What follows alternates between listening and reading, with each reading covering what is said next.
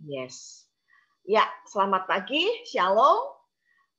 Buat yang baru pertama kali hadir, ini acara apa sih RM itu? Nah, RM adalah refleksi menginspirasi, ya. RM singkatan dari refleksi menginspirasi. Nah, refleksi itu adalah pantulan di luar kemauan kita, di luar kesadaran, sebagai satu jawaban untuk satu hal.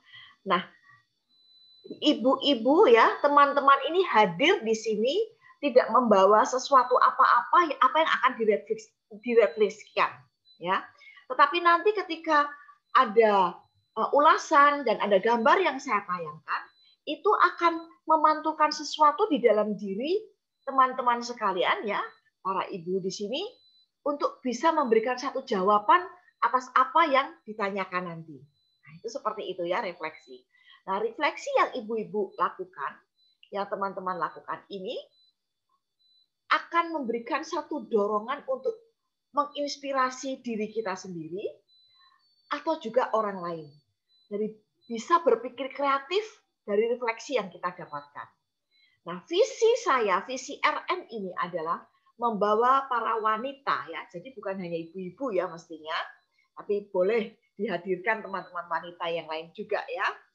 Untuk bisa mengalami perubahan cara berpikir dan berperilaku sesuai dengan kebenaran firman Tuhan. Nah, untuk mencapai itu, tahapan yang saya lakukan setiap pertemuan adalah setiap wanita yang hadir pada acara RM ini berani mengulik diri. Berani mengulik diri begini maksudnya. Kalau nanti ada satu gambar ya dari ulasan yang apa saya sampaikan dan kemudian dihubungkan dengan satu gambar, beranilah untuk bercermin diri. Sehingga berani mengulik diri, saya dapat apa ya? Jangan biarkan momen yang ada ini lewat begitu saja tanpa tidak berusaha gitu ya, tanpa berusaha. Saya nggak dapat apa-apa, Bu.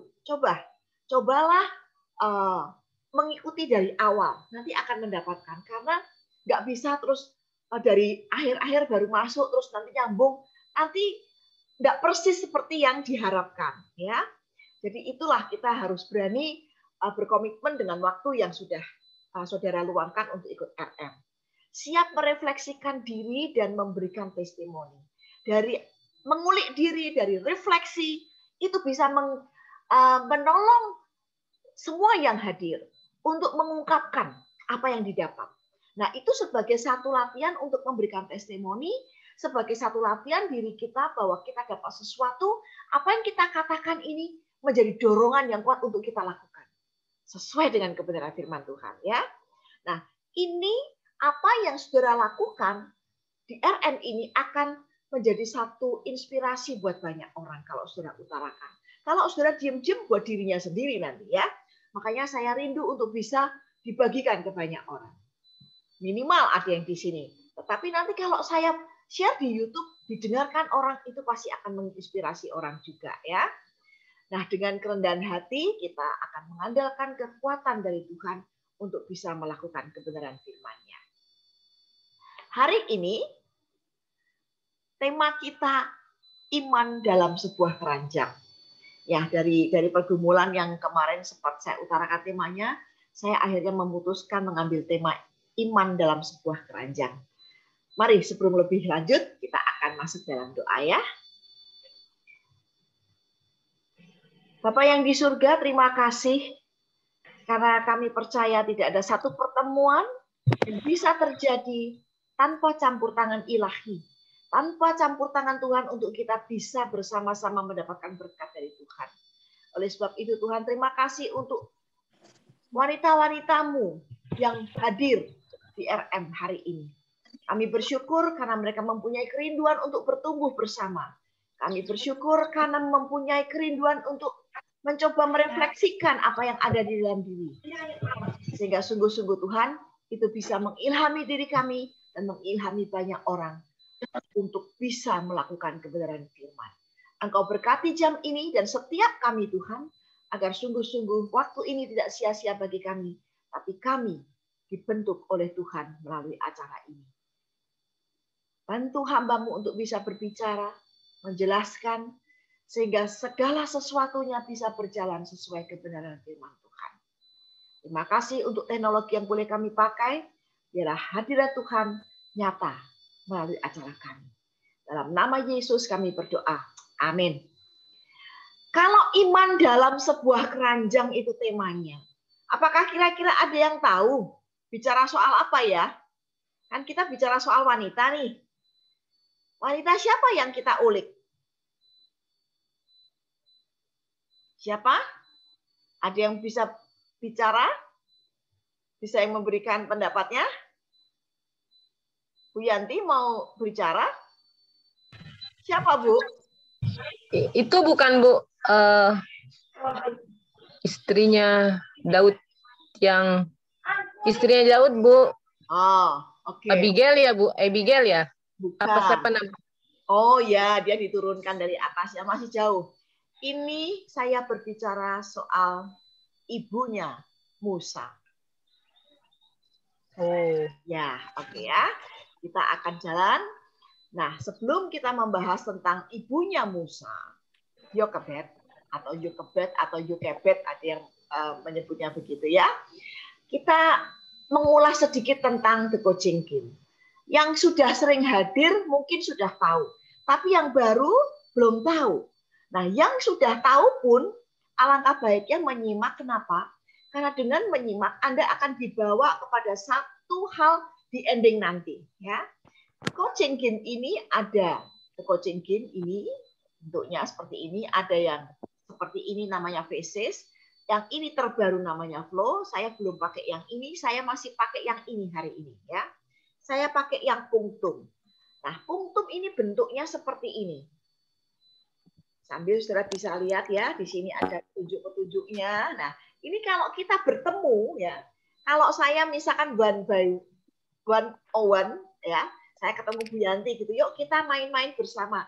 Kita bisa buka ini dan kita bisa lihat-lihat bersama ya, kita bisa pilih bersama seperti itu. Nah, karena kali ini kita daring, saya akan pilihkan ya. Nah, kenapa saya pakai points of view? Nah, di dalam konsultasi, di dalam saya melakukan coaching atau ketika orang mengutarakan masalahnya kepada saya untuk saya bantu konseling begitu ya.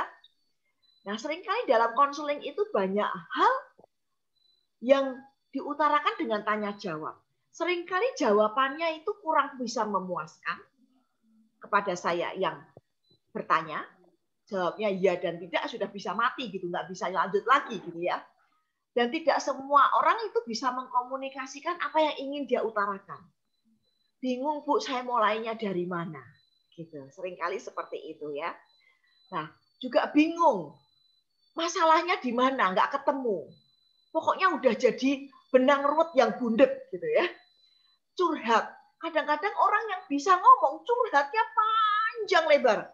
Tapi udah curhat bingung. Akar masalahnya di mana? Nah, sedangkan untuk menyelesaikan masalah itu bukan saya yang menyelesaikan. Tetapi yang bersangkutan yang harus menyelesaikannya, bukan? Nah, kadang-kadang itu terlalu sulit. Ya. Nah, hal-hal yang menyakitkan, yang dialami oleh seseorang yang dalam tanda kutip mengalami masalah, mempunyai masalah, dia itu sulit mengungkapkan. Dan hal-hal yang menyakitkan itu cenderung disembunyikan. Padahal itu sebetulnya bisa jadi menjadi akar masalahnya. Nah, dengan points of view, itu akan sangat membantu. Ya, akan sangat membantu. Makanya kalau nanti ada teman-teman yang misalkan, Bu, saya ini lagi ruwet banget, Bu. Saya lagi berbeban berat, Bu. Apakah Ibu bisa punya waktu untuk saya? Monggo silahkan, WA saja. Saya berkenan dihubungi, saya berkenan meng-coaching, membantu untuk bisa saudara sendiri, ya. Para wanita sendiri yang akan mendapatkan solusinya. Ya, kita latihan di sini nih sekarang ya. Nah, mengapa saya menggunakan points of view juga di sini? Walaupun kita daring, karena dengan points of view, dengan gambar-gambar yang kita lihat, itu akan merangsang ide, akan menumbuhkan satu pemikiran dari diri kita masing-masing. Dan itu akan memunculkan metafora itu kayak cerita ya, satu gambaran yang saudara dapatkan. saudara akan mendapatkan insight yang dalam. Bahkan dengan lihat gambar itu bisa secara emosional tuh bisa keluar gitu ya. Secara emosi itu bisa keluar. Emosinya bisa macam-macam, nanti kita lihat ya. Dan itu akan memberikan motivasi kepada orang yang mengalami. Jadi bukan motivasi dari saya, tapi motivasi yang didapat dari diri saudara sendiri. Jadi jangan tinggalkan apa yang saudara sudah lihat ini ya. Wah, sudah saya nyambi, nanti akan hilang, kebanyakan akan kurang persis gitu ya mendapatkannya. Nah, dengan apa yang kita bagikan di sini akan memperluas sudut pandang. Karena apa? Setiap orang mempunyai sudut pandang yang berbeda. Nanti boleh diutarakan. Saya masih sering mendengar, walaupun orang itu sudah sering ikut ya di dalam RM, Bu, maaf ya, saya punya pandangan lain. Gak apa-apa. Tidak ada yang benar, tidak ada yang salah dengan pendapatmu.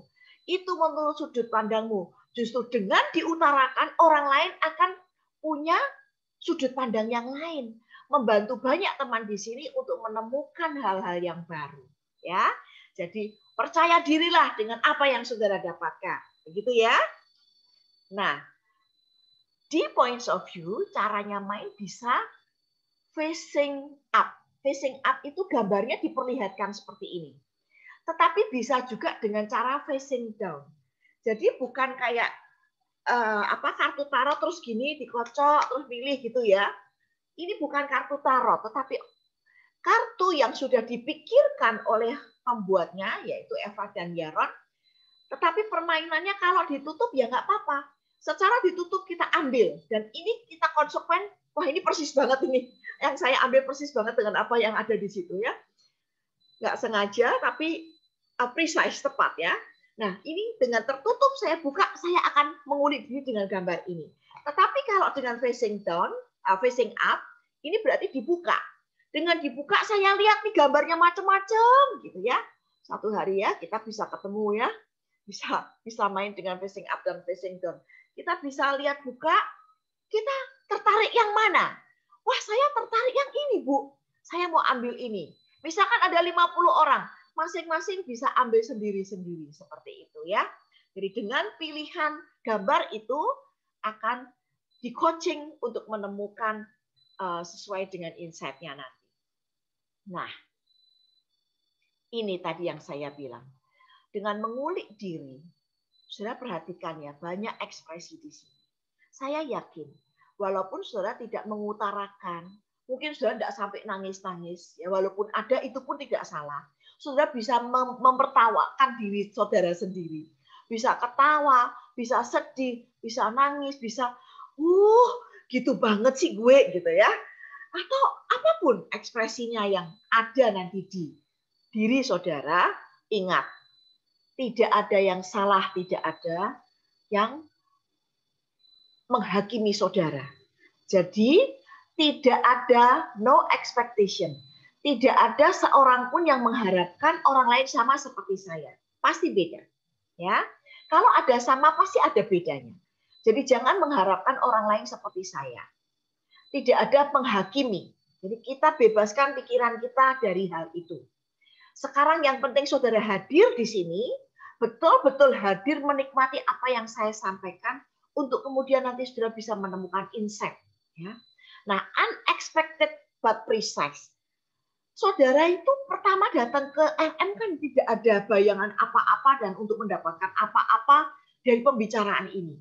Tetapi saya berdoa dan kiranya sungguh-sungguh saudara menemukan hal yang tidak terduga itu tapi persis. Ya.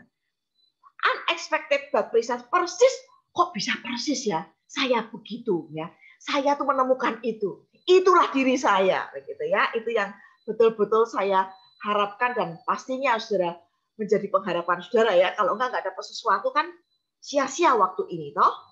Nah, setiap orang percayalah.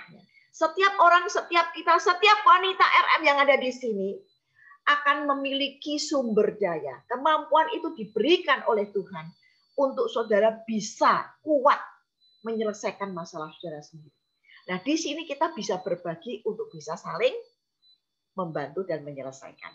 Ya, walaupun kita punya, kadang kita itu Kalau tidak mengulik diri, kita tidak menemukan. Sebetulnya itu sepele, tapi terlalu ruwet dan bulat sehingga saya tidak bisa menyelesaikannya. Ya, oke.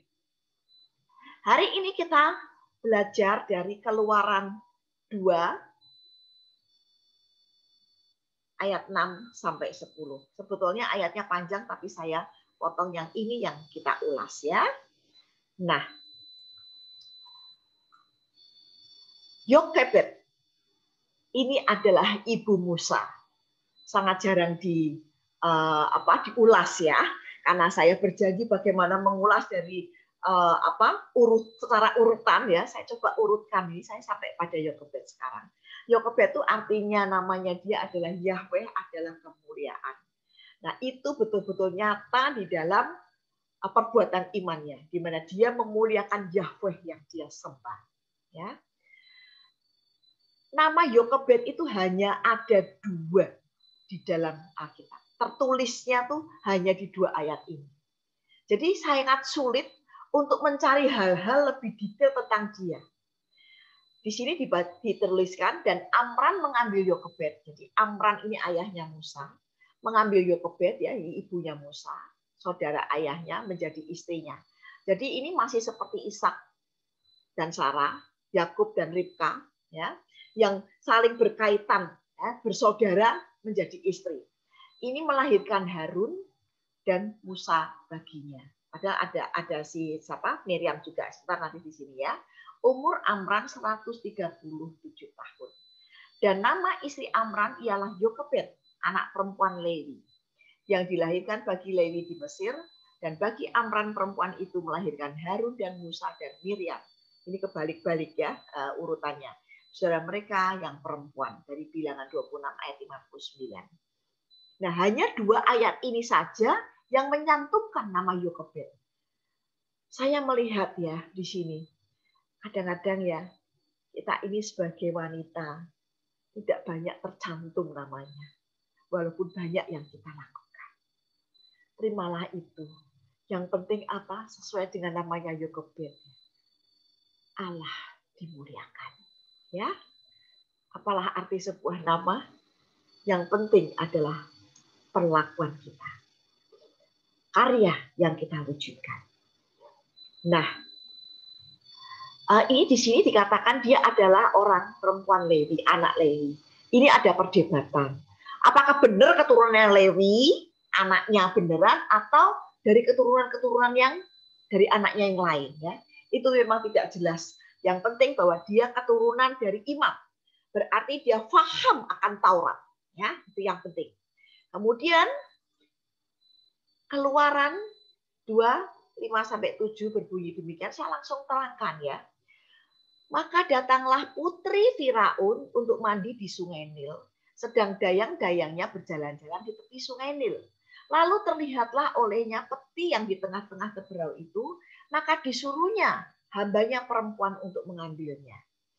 Nah, peristiwanya ini terjadi bagaimana Musa itu setelah dipelihara ibunya 3 bulan, ditaruh di dalam satu keranjang yang sudah diolestir sama mamahnya ini ya, sama Yokebed. Nah, kenapa kok itu dilakukan? Karena pada waktu itu bangsa Israel telah berkembang sedemikian besar sehingga ketika Yusuf berakhir masanya, meninggal, digantikan oleh Raja Mesir. Mulai berpikirlah, jangan sampai bangsa Israel yang besar itu akhirnya menguasai. Nah, oleh sebab itu caranya anak laki-laki harus dibunuh. Tetapi Yokebed melahirkan anak laki-laki yang tidak mau dibunuh. Diumpetin, ya, dirawat dia secara sembunyi 3 bulan. Wah, itu setiap kali deg-degan ya, deg-deg plus gitu. Bagaimana mengasuh anak secara diam-diam, tidak ketahuan bahwa itu anaknya laki. Itu pasti menimbulkan stres tersendiri. Nah, dengan stresnya dia, kalau dia mau anaknya hidup, dia membuat keranjang yang dilapistir. Kenapa? Karena kalau keranjang doang ya nanti akan tenggelam ditaruh di Sungai Nil. Nah, tentang Sungai Nil ini nanti di akhir ya, ketika sebelum kita masuk kepada refleksi, masuk kepada points of view, saya akan putarkan, saudara bisa melihat dan bagaimana dahsyatnya itu si Yokebed, ya. Nah, dia sudah mempersiapkan itu dan dia mempersiapkan anaknya yang adalah Miriam. Nah, di Miriam itu kakak nomor 1, kemudian Harun. Harun itu kakaknya Musa, terpaut 3 tahun. Tetapi saya tidak bisa menyampaikan secara pasti Miriam itu umur berapa. Kalau kita melihat gambar-gambar, ya, gambar-gambar itu kan interpretasi orang, ya. Nah, gambar-gambar itu ada yang sepertinya anak umur 7 tahun. Saya berpikir, apakah mungkin anak umur 7 tahun berani, punya keberanian yang begitu kuat, ngomong kepada putri Firaun? Loh, apakah tahu? Saya yakin tahu. Kenapa? Karena ibu Yokebed ini, ibunya Musa ini pasti tahu bahwa di hari-hari tertentu, ya, di hari-hari tertentu, ini saya lihatkan ya, di hari-hari tertentu, si putri Firaun ini pergi ke Sungai Nil untuk melakukan ritual. Dia mandi di sungai itu, di Sungai Nil itu, ya, untuk apa? Untuk melakukan ritual kepada dewa Hapi yang adalah dewa kesuburan. Jadi itu tercatat di dalam benak Yokebed bahwa hari-hari itu nantinya si putri Firaun akan ke Sungai Nil. Oleh sebab itu dia mempersiapkan keranjangnya untuk dibawa Miriam ke Sungai Nil. Itu keren banget, itu suatu keberanian yang dahsyat itu ya. Miriam diperintahkan untuk membawa, untuk berjaga ya, mungkin membawanya bersama ibunya ya, ditaruh. Nah, diumpetin di semak-semak tanaman air di situ. Teman-teman wanitanya Allah, ketika dia menaruh itu dan memberi petunjuk kepada Miriam, yang saya tidak tahu itu umur berapa ya. Ada yang berpendapat dia itu bisa jadi adalah bidan. Seorang bidan yang, salah satu bidan yang diperintahkan raja untuk membunuh bayi-bayi. Tapi dia tidak membunuh adiknya sendiri. Itu juga tidak jelas betul atau tidak. Tapi yang pasti apakah dia cukup dewasa? Nah, kalau dilihat dari terjemahan-terjemahan yang lain, terjemahannya itu girl. Jadi ada juga yang agak gede. Jadi persisnya berapa, tetapi yang pasti wanita yang namanya Miriam ini begitu berani, ya, sudah diindoktrinasi tentunya ya oleh sang ibu untuk nanti begini, begini dan begini. Kamu tunggu saja di situ, nanti putri Firaun akan mandi. Nah, di situ nanti apa begitu ya. Karena dia dengan tanggap sekali bisa menyambut datangnya sang putri dan bisa memberikan solusi. Nah, ketika keranjang ini sudah diambil oleh hambanya putri Firaun, ketika dibuka, dilihatlah bayi itu, tampaklah anak itu sedang menangis. Anak ini dikatakan begitu cantik ya, begitu ganteng ya parasnya ya, beautiful gitu ya. Nah, dia jatuh hati, dia berbelas kasihan kepadanya. Dan dia mengatakan, tentulah ini bayi orang Ibrani. Wanita RM bisa bayangkan, ketika dia melihat bayi yang menangis, walaupun dia tahu ini bayi orang Ibrani, dia belas kasihannya timbul. Dia tahu peraturan yang diumumkan oleh Firaun tentunya. Dan pasti dia tahu risiko apa yang akan dia ambil kalau dia bertindak lebih lanjut. Tetapi kenyataannya, dia bertindak lebih lanjut. Ketika bayi itu sudah dilihat, pasti sang kakak yang diam-diam di semak-semak tanaman air ini melihat. Dia keluar. Akan kupanggilkah bagi Tuan Putri seorang inang penyusu dari perempuan Ibrani untuk menyusukan bayi itu bagi Tuan Putri. Nah, inang penyusu ini terjemahannya sudah masuk terjemahan yang diinterpretasikan ya. Orang yang menyusui. Padahal di situ tertulisnya adalah yang merawat. Saya juga tidak berani mengatakan bahwa siapa si Miriam ini bilang ibunya juga tidak pasti dia tidak akan bilang begitu ya. Tetapi terjemahan inang penyusu itu adalah terjemahan dengan interpretasi banyak orang yang sudah menyelidiki bahwa orang ini pastinya akan harus menyusu. Nah, menyusu dari tubuhnya sendiri atau dari botol juga kita tidak tahu ya, karena kan waktu itu kan kita tidak tahu apakah betul-betul putrinya ini tahu ini kakaknya si bayi ini. Tapi kalau dia memang tahu, wow, ya ambil risiko besar sekali ya. Nah, ini gambarnya kita lihat bagaimana akhirnya ditolong ya. Dan dia berkata seperti ini.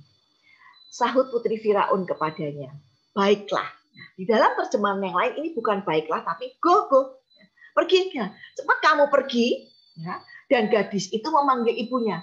Jadi yang ditawarkan itu orang yang akan merawat bayi ini. Tetapi dia tahu bahwa itu adalah adiknya dan dia panggil ibunya. Maka berkatalah putri Firaun kepada ibu itu. Entah dia tahu ibunya benar apa enggak ya. Bawalah bayi ini dan susukanlah dia bagiku. Maka aku akan memberi upah kepadamu. Bawa bayi ini, rawatlah dia bagiku. Aku akan memberikan upah. Bagi putri Firaun itu adalah sesuatu jalan keluar supaya ini bisa dirawat. Ya. Tetapi bagi ibu Musa, ya, bagi bagi ibu sang bayi ini, itu adalah satu anugerah yang tak terhingga, bukan? Perempuan itu mengambil bayi itu dan merawatnya. Merawatnya termasuk menyusuinya. Sampai dia besar, ketika anak itu telah besar, dibawalah kepada putri Firaun yang mengangkatnya menjadi anaknya dan menamainya Musa. Sebab katanya, karena aku telah menariknya dari air. Berapa usia Musa ketika dibalikin ke putri Firaun? Tidak jelas. Ada yang bilang 3 tahunan, ada penafsiran-penafsiran yang lain, tetapi saya berpikiran bahwa usia orang Ibrani, di mana dia usia sudah disunat, ya, sudah dia bisa mengenal Taurat, tentu tidak 3 tahun. Karena kalau 3 tahun, dia belum terlalu mengerti Taurat. Dia belum terlalu mengerti pola asuh dari ibunya. Padahal dia menjadi orang Israel yang betul-betul tulen Israel walaupun dia hidup di lingkungan Mesir. Ya, itu dahsyat sekali. Nah, ini yang menjadi dasar si Yokebed. Dia punya iman. Dia punya iman yang adalah merupakan dasar dari segala sesuatu yang dia harapkan. Dia belum melihat ke depannya seperti apa, tetapi dia bisa dan berani mengambil risiko untuk sesuatu yang tidak dia lihat. Imannya mendahului. Nah, dengan iman itu, ya, dia merangkai keranjang. Kita bisa melihat bagaimana Yokebed ini memiliki iman yang supranatural, yang mengalahkan ketakutan alamiahnya. Manusia pasti takut. Ibu yang melahirkan anak laki-laki yang harus dibunuh, tapi dia umpetin, pasti takutnya setengah mati. Kita bisa bayangkan bagaimana kalau itu kita yang mengalami. Takut. Kalau ada sesuatu yang menakutkan, yang membuat anak kita tertular penyakit, pasti kita udah umpetinnya. Ini apalagi sampai harus nanti dibunuh, gitu ya. Tetapi imannya itu yang supranatural, iman yang dia miliki yang begitu besar kepada Allah Yahweh itu nyata di dalam tindakannya. Dia bukan hanya beriman yang kosong. Aku beriman begitu aja. Banyak orang katanya orang beriman itu pokoknya kamu terjang aja. Nah, dia dengan imannya supranatural, tetapi dengan cara berpikirnya yang betul-betul cerdas, ya, tangkas, gesit, betul-betul memikirkan dengan logikanya, saya mesti apa ya? Dia betul-betul tahu di kapan putrinya Mesir datang, dia lakukan. Dia mempersiapkan apa yang dia bisa persiapkan. Dia melakukan apa yang bisa dilakukan secara manusia sebagai seorang ibu. Tetapi imannya yang supranatural itu mendasari tindakannya. Kenapa dia berani begitu? Karena dia tahu nilai anaknya bagi dirinya. Dia tahu anaknya itu bernilai. Wanita RM yang sudah punya anak, nilai berapa yang kita berikan kepada anak kita? Nilai anaknya begitu berharga, begitu tinggi, membuat dia tidak takut dihukum atas ketidaktaatannya terhadap Firaun. Kalau kita hubungkan dalam kehidupan sehari-hari, seringkali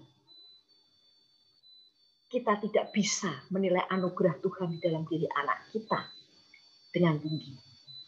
Seringkali banyak wanita yang mengatakan anaknya, kamu memang bodoh.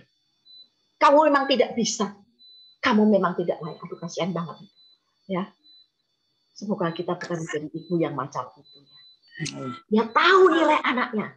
Kita betul-betul bisa menghargai anak. Mengambil hak istimewa. Yokebed mengambil hak istimewanya dia sebagai seorang ibu untuk bisa mempersiapkan anak ini menjadi pimpinan bangsa pilihan, menjadi orang Israel, ya, tetap menjadi orang Israel. Maka dia dididik, dia kan orang Lewi, dia kan anak orang Lewi, turunan Lewi. Dia pasti mengerti firman, dia mengerti Taurat, dia mendidik dengan baik. Nah, dia tidak mau hak istimewanya itu hilang. Dia lakukan, dia berani mengambil risiko. Nah, saya juga melihat iman dalam sebuah keranjang ini dari putri Firaun itu juga berani mengambil risiko. Dia berani menaruhkan hatinya dengan berbelas kasihan kepada orang Ibrani. Dia berarti melanggar loh perintahnya Firaun. Dia melanggar apa yang harus dilakukan oleh seorang Mesir. Dan apalagi dia sebagai seorang putri. Wow. Ya. Tapi belas kasihan itu alami. Alamiah dia rasakan sebagai seorang wanita. Dan disitulah ya saya melihat ada blueprint of God. Orang yang digerakkan oleh Allah berbelas kasihan. Mengambil anak yang akhirnya bernama Musa ini. Bahkan dia memikirkan pengasuhan terbaiknya. Penawaran untuk diasuh oleh orang Ibrani. Dia ambil. Itu resiko lagi yang dia ambil. Ya. Tetapi akhirnya semuanya tidak berjalan jelek. Semuanya berjalan smooth sampai akhirnya Musa diangkat menjadi anaknya. Wow, keren ya. Sebentar, ini kelewatan. Nah, saya bandingkan seperti ini. Iman dalam sebuah keranjang di antara dua wanita ini. Keduanya berani mengambil risiko. Dia memiliki iman yang supranatural. Dan secara manusia ya, kita bicara di sini anugerah ilahi semua yang Yokebed. Ini anugerah ilahi semua, yang ini betul-betul secara manusia. Dia dengan iman supranatural, dia dengan hati yang berbelas kasihan itu, hati seorang manusia yang pada dasarnya nuraninya adalah nurani pemberian Allah. Ya. Tetapi secara manusia dia mengikuti nuraninya. Dia punya nilai, dia menilai anaknya yang begitu tinggi sebagai anak Israel. Dia memikirkan pengasuhan terbaik, memberikan yang terbaik, memberikan nilai yang terbaik bagi pertumbuhan si anak ini. Ya. Dan Yokebed mengambil hak istimewa sebagai keturunan, ya, bangsa pilihan Allah, anak lelaki pilihan Allah, bangsa Israel. Dia mengangkat Musa menjadi anaknya. Dua-duanya berani mengambil risiko. Ini menampar saya, mengingatkan saya, seberapa berani, seberapa besar, seberapa betul saya pikirkan yang saya lakukan dalam iman yang supranatural untuk anak saya. Kita kemarin sudah belajar bagaimana pandangan anak terhadap kita. Sekarang kita mau melihat Seberapa besar sih aku sudah melakukan untuk anakku? Apakah betul aku berani mengambil resiko untuk membesarkan anakku? Saya salut ya dengan wanita-wanita yang diberi kasih karunia dengan anak-anak yang dengan gangguan-gangguan yang dia alami, anak-anak yang dalam tanda kutip mengalami gangguan mental ya, mengalami autis ya, seperti itu ya, dan yang lain-lain, bahkan kekurangan-kekurangan dari anak yang bisa diterima dengan sangat terbuka. Dia berani mengambil risiko memeliharanya dalam kasih karunia Allah. Itu keren banget itu. Sekarang seberapa berani? Nanti kita akan pikirkan melalui refleksi kita ya.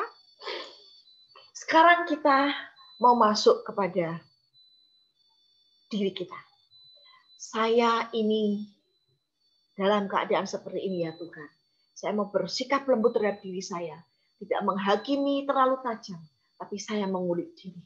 Saya dengan pemikiran yang mindful break. Saya break di sini. Saya betul-betul memikirkan apa yang sudah saya sampaikan. Saya mau mengobservasi diri. Bukan untuk melihat ke orang lain. Bukan untuk memikirkan orang lain. Bukan firman ini tepat untuk si A dan si B. Tapi tepat untuk saya. Mau melihat ke dalam. Saya akan putarkan ya. Saya akan putarkan. Ini akan segera nyala ya. Jadi memang saya mute. Jadi tidak ada suara. Saudara silahkan simak, baca dan melihat. Sungai Nil tuh kayak begini loh.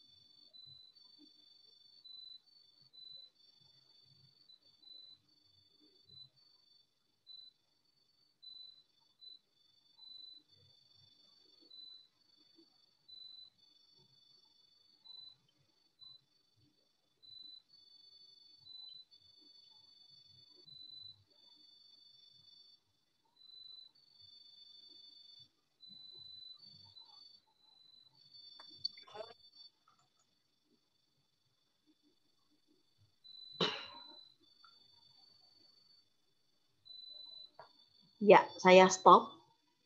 Sungai Nil waktu itu menjadi sungai terpanjang. Tetapi ternyata di akhirnya ini sungai Amazon lebih panjang. Tetapi itu tidak masalah. Saudara tadi bisa melihat bagaimana gambaran Sungai Nil. Ya. Sungai Nil itu seringkali kalau di dalam peristiwa gambar Musa yang terlihat hanya air sedikit dan kemudian semak-semak air Musa ada di pojokan begitu. Tapi setelah saudara bisa melihat apa yang saya sampaikan tadi, begitu besarnya, begitu luasnya. Tapi Yokobe tahu di mana putri itu akan mandi. Tidak mungkin kan keranjang itu kentir ya, kentir itu apa? Terbawa arus. Ya. Dia sudah dionggokkan di situ, di mana putri Firaun biasa mandi. Itu keren banget ya. Dia betul-betul memikirkan bahwa anak ini diselamatkan bukan oleh sembarang orang. Ya, keren ya, wanita RM ya. Nah, mari kita sekarang masuk kepada refleksi kita. Pilih salah satu kartu points of view, facing down. Sudah hanya pilih nomor 1, 2, 3. Jangan ganti ya. Jujur terhadap diri sendiri. Saya pilih 1, nanti langsung fokus kepada 1, jangan lihat yang lain. 2 atau 3 begitu ya. Silakan sudah pilih. Saya buka ya.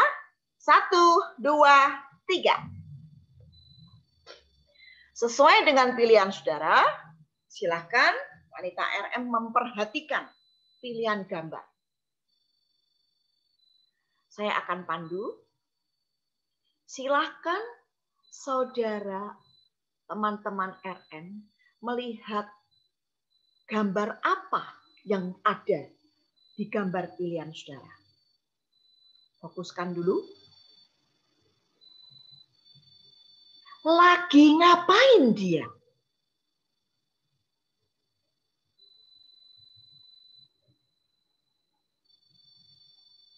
Bayangkan 1 menit sebelum foto ini diambil.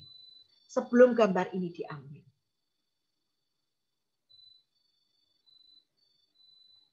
Bayangkan sesudahnya foto ini diambil. Apa yang dilakukan? Coba sekarang perhatikan warna-warna atau latar belakang yang melatar belakangi gambar.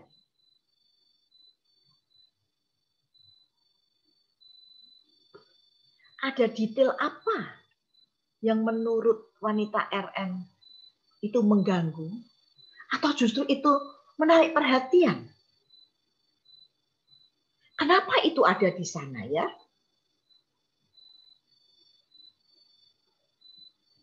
Detail-detail apa yang menolong saudara bisa mengingatkan satu peristiwa antara dirimu dan anakmu.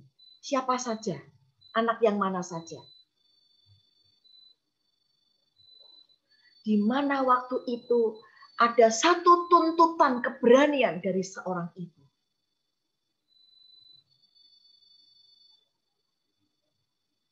Itu berarti sudah kelewat. Atau sepertinya yang akan datang, yang akan terjadi. Saya sekarang sedang diperhadapkan pada satu iman dan berani mengambil risiko. Apakah itu? Coba dekatkan lebih dekat, maju ke depan, perhatikan gambar itu. Sudah mendapatkan insight apa? Emosi apa yang keluar dari gambar yang sudah perhatikan?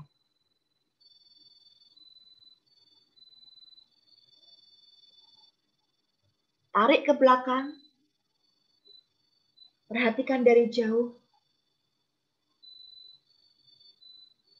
Gambar itu memberikan insight apa kepada kita para wanita RM sebagai seorang ibu.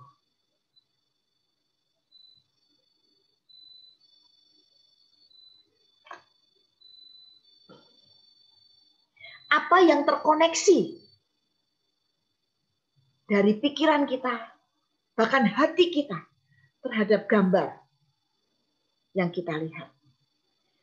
Sebetulnya tuh wanita RM suka enggak dengan gambar yang menjadi pilihan? Kalau suka kenapa? Kalau tidak suka kenapa?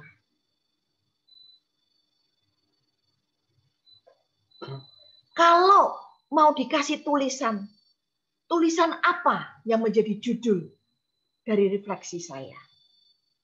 Tentang apa yang sudah terjadi, atau bisa juga yang akan saudara hadapi.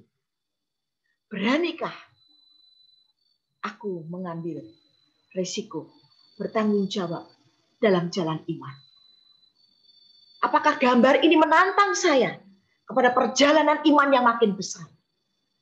Dan saudara baru menyadari bahwa ternyata imanku selama ini iman yang biasa-biasa saja. Atau justru saudara menemukan ternyata dahsyat imanku.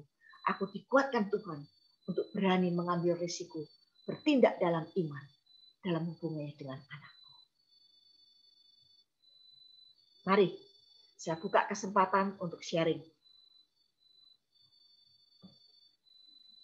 Siapa yang mau maju duluan? Ada yang mau meninggalkan ruangan Zoom ini? Silahkan. Apakah bisa sharing duluan? Saya boleh. Ya, siapa? Yanti, Bu. Ya, oke Yanti, silahkan. Bu, ini pilihnya hanya satu gambar kan ya? Ya, satu gambar saja. Ya, tadi waktu tertutup saya pilih nomor 2. Ternyata gambarnya nggak suka. Tapi Ibu bilang nggak boleh rubah ya? Nggak boleh. Ya, Karena itu facing down. ya. Saya memang nggak suka dengan gambarnya. Nomor berapa, Tapi Bu? nomor 2, Bu. Oh, nomor 2. Iya, kaget saya tadi waktu buka. Oh, gambarnya begitu. Eh, ini kan gambarnya seorang wanita yang mau melompat ke kolam renang ya, Bu. Kalau lihat gambar ini sebelumnya tentu wanita ini sudah tahu dia akan ke kolam renang, akan berenang. Dia udah tahu gitu, dia akan melakukan apa tuh sudah tahu. Tapi dan pakaiannya dia cukup berani ya. Enggak, ini pasti orang luar ya, Bu, bukan orang Indonesia.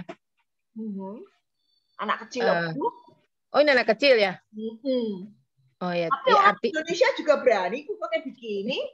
gitu ya, biasa Indonesia masih tertutup. Oke, enggak masih apa-apa. Tertutup. Nah, itu jadi artinya kalau ini anak-anak berarti dia siap, dia akan, tadi saya pikir ini orang dewasa gitu. Enggak apa-apa. Enggak apa-apa, sesuai pandanganmu saja. Iya. Kalau itu dianggap orang dewasa, berarti alurnya adalah ke sana. Iya, jadi saya pikir dia orang dewasa, dia tahu dia akan begitu, dia siap untuk berenang, tapi sepertinya dia takut. Karena posisi kalau melompat yang benar nggak begitu. Gitu, menurut saya nggak seperti itu. Nah, dia harus nyemplung gitu. Jadi kayak siap nggak siap gitu, Bu. Siap nggak siap, itu menurut saya kalau melihat dari gambar ini. Dan akhirnya mungkin dia akan, setelah fotonya dia akan nyemplung juga gitu.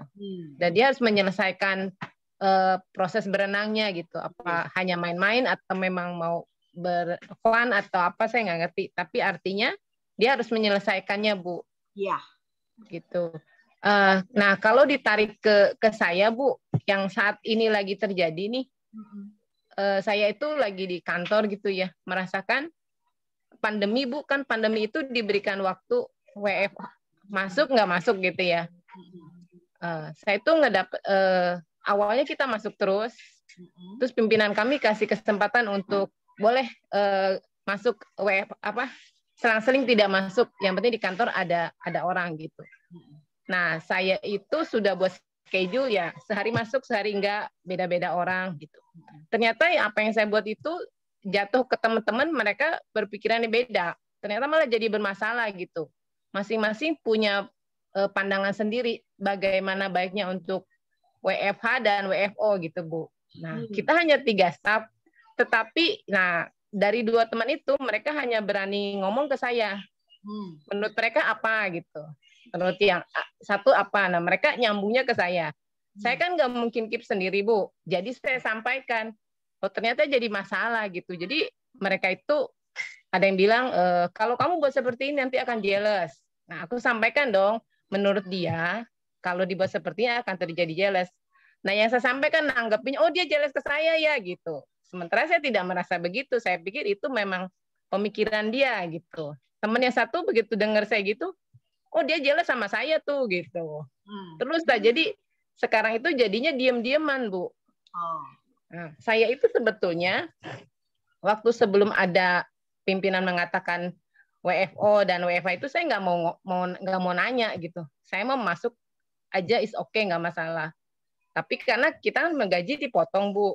Teman saya itu memang potongannya beda-beda, Bu. Ada yang besar, ada yang kecil. Nah, yang potongannya besar menuntut ada WFH. Gitu. Nah, jadi dia memang mau WFH karena gajinya dia dipotong lebih besar dan dia kerja setiap hari datang badannya masih sakit, masih lesu gitu, Bu. Itu. Dan jadi sekarang itu saya di posisi gini, bagaimana saya nggak mau ada ribut, orang hanya bertiga, untuk apa ribut gitu, udah tua juga, udah 50-an semua, ada kayak gitu tuh buat saya nggak nyaman gitu. Jadi yang satu japri, keluarin unek-uneknya, sampai saya diam, udah saya bagaimana nyelesainnya, saya mau kita bertiga ini rukun gitu loh, Bu. Saya lagi berpikir, Tuhan tolong gimana nyelesainnya gitu. Jadi apakah saya jangan menyampaikan. Saya jadi menyesal apa yang teman satu sampaikan, kayaknya malah jadi bermasalah gitu, Bu. Saya seperti orang yang menjadi pemicu keributan, Bu. Tapi tidak bermaksud itu gitu, Bu. Gitu. Jadi ya, jadi pada sempat satu hari kita semua, saya buat satu hari harus ketemu untuk membuat schedule bersama, ya nggak ketemu juga gitu. Malah yang satu diem, marah gitu, tapi nggak diungkapin, ya ungkapinnya ke saya lewat WA gitu Bu. Jadi saya merasa kayak di posisi ini nih, saya tuh udah siap nih mengatur gitu ya. Padahal sebetulnya saya tidak mau sebetulnya mengatur schedule, itu nggak mau gitu. Tapi karena pimpinan menyuruh dibuat WFO dan WFH, ya saya buat. Dan saya tuh di posisi yang kecemplung gitu Bu, kiri kanan kan dua-duanya sharingnya ke saya. Terus saya di posisi yang nggak mungkin menyampaikan. Satu ngejelekin satu itu saya nggak mungkin sampaikan. Itu sih Bu. Saya kayak masuk ke kolam yang harus nyelesain, tapi ya saya nggak tahu nyelesainnya gimana tanpa terjadi keributan. Ini berarti itu sih, Bu. Gambar ini unexpected but precise untukmu, sesuai keadaanmu. Jadi bukan sesuai tema yang saya mau, tapi sesuai dengan keadaanmu. Betul? Ya. Ya. Oke. Nggak apa-apa. Tapi dari apa yang saya sampaikan, apa yang mau kamu lakukan? Saya mikirin, saya mau diem aja, nggak mau buat schedule. Kalau teman-teman mau masuk ya masuk. Kalau mau masuk ya silahkan, mau WFO silahkan. Saya sharing sama Meli, ya udah lo gitu aja. Lu masuk enggak udah pada gede kamu gitu. Di situ sebagai pimpinan, apakah kamu berani mengambil satu resiko? Resikonya apa dulu? Nah, saya tidak tahu resikonya apa, tetapi apakah kamu sebagai satu pimpinan, kamu ada satu pemikiran berani bertindak apa untuk menyelesaikan masalah ini? Yang kamu bilang ini adalah satu proses yang harus saya jalani. Apakah kamu akan menggantung proses itu, ataukah sebagai dirimu sendiri, sebagai seorang pekerja, seorang karyawan, berani mengambil resiko? Ini tantangannya hari ini soalnya. Hanya jawab berani atau tidak aja. Berani sih Bu. Oke. Berani sih Bu, berani aja daripada nggak selesai gitu. Betul.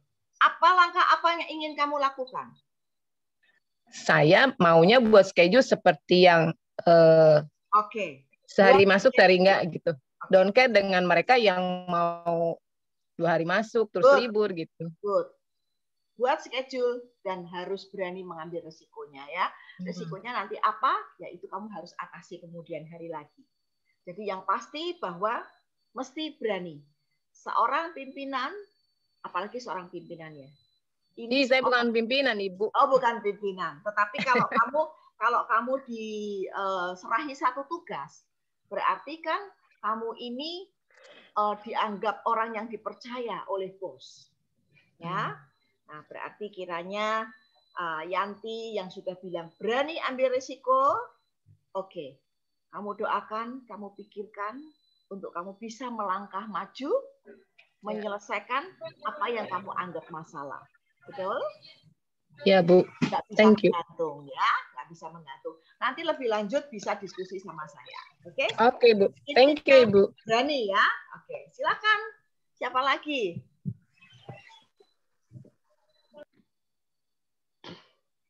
Yuk, yang hubungannya dengan anak, yang hubungannya dengan keberanian saudara melakukan sesuatu untuk anak yang lampau ataupun yang ke depannya. Silakan, ini ada banyak yang buka ya. Ibu Kimoy buka suara, Ibu Deni buka suara. Siapa yang mau suara? Bu Sintia juga buka suara. Bu Sintia mau sharing? Boleh, Bu. Sudah maju-maju ke depan. Boleh. Oke. Silakan. Pagi semuanya.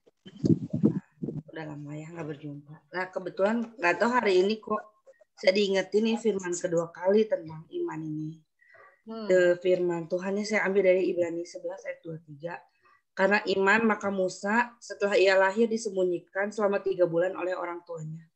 Karena mereka melihat bahwa anak itu elok rupanya dan mereka tidak takut akan perintah raja yang tadi Ibu Olivia sampaikan. Ini udah 2 kali dalam 2 minggu diingatkan oleh 2 hamba Tuhan melalui saya. Berarti Tuhan ingin menyampaikan sesuatu kepada saya. Nah, saya pilih gambar nomor 2. Ini kan tentang saya melihat iman seorang ibu ini merupakan teladan bagi anaknya. Kalau kita punya iman yang kuat. Kan anak saya juga berkebutuhan khusus gitu ya. Saya tuh umurnya udah 13 tahun, yang satu lagi umurnya baru 3 tahun gitu. Bagaimana menghadapi masa depan? Saya melihat gambar nomor 2 ini, dasar kolam itu adalah masa depan gitu bagi anak-anak saya. Kan oleh masa pandemi ini gimana sih sekolah mereka gitu, kok kayak gini terus, sedangkan anak saya ngeluh, saya pengen punya temen gitu mah, tapi kok susah gitu, kayak ingin ada gelas kosong yang tidak terisi, kan itu juga merupakan satu kekhawatiran ya dalam masa pandemi ini. Nah itu gelas kosong anak saya itu bagaimana, itu yang saya pikirkan, mengisi kekosongan dalam gelas dalam hidup. Jadi jangan sampai masa pandemi ini, kan dia memilih SMP, sekarang udah SMP, anak yang pertama yang berkebutuhan khusus ini. Jadi saya ingin masa depan dia ada penuh harapan. Terus setiap malam mendoakan, dan saya beriman gitu. Tuhan meminta di dalam gambar nomor 2 ini, saya adalah anak kecil yang sedang terjun itu. Pertama berani mengambil resiko, masuk ke dalam itu sebagai seorang ibu, berani mendidik.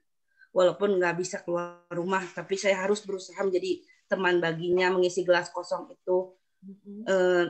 Dan saya juga, anak ini kan menutup hidungnya itu, artinya dia siap-siap, dia tahu kan bakal masuk air gitu. Nah itu juga Tuhan ingin saya memiliki kesiapan hati seperti anak kecil itu gitu, memiliki sikap itu. Selain berani, memiliki kesiapan hati juga. Dan ya salah satunya ini Tuhan ingetin ya, bahwa firman Tuhan yang udah 2 kali disampaikan. Kenapa firman ini lagi? Saya juga kaget gitu. Kok merema banget gitu pertemuan sekali ini. Berarti Tuhan udah 2 kali ngomong, iman kamu yang akan menyelamatkan anak kamu. Memang saya pernah buat juga buku tentang kehidupan anak saya. Singkat sih, dalam masa pandemi ini saya ada 2 buku gitu. Gabungan bersama teman-teman. Dan ini mengulang kembali cerita itu, mengingatkan bahwa saya harus berani mengambil risiko dalam iman ini. Saya harus menjadi seorang anak kecil yang seperti itu, berani menjadi seorang ibu dalam masa pandemi ini. Bagaimana teladan untuk dia yang terpenting, walaupun ada gelas-gelas kosong yang belum terisi, saya harus bisa gitu. Saya harus percaya masa depan anak-anak saya. Makasih Bu. Ya, yang besar yang berkebutuhan khusus ya Bu. Ya, saya tahu itu tidak mudah, tetapi anaknya sudah sampai besar 13 tahun, berarti sudah sepanjang 13 tahun itu Tuhan pelihara dengan baik ya. Kiranya Tuhan akan terus menolong ibu. Siap tadi ya, kalau memang ada ketakutan, tutup hidung tapi tetap terjun, begitu ya Bu? Ya, makasih. Ya.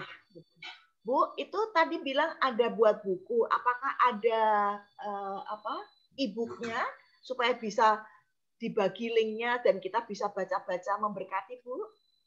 Ya nanti saya tanyakan lagi, kan itu kumpulan buku-buku ya. Siapa tahu ya. Nanti saya sharing lebih memberkati ya, sharing-sharing Ibu bagaimana mengasuh anak Ibu ya. Terima kasih. Oke, terima kasih. Ya, kita ada 2 orang yang punya pandangan berbeda tetapi dalam satu gambar. Ya. Oke, silakan yang lain. Apa ada yang gambarnya pilih yang lain? Silakan yuk. Siapa?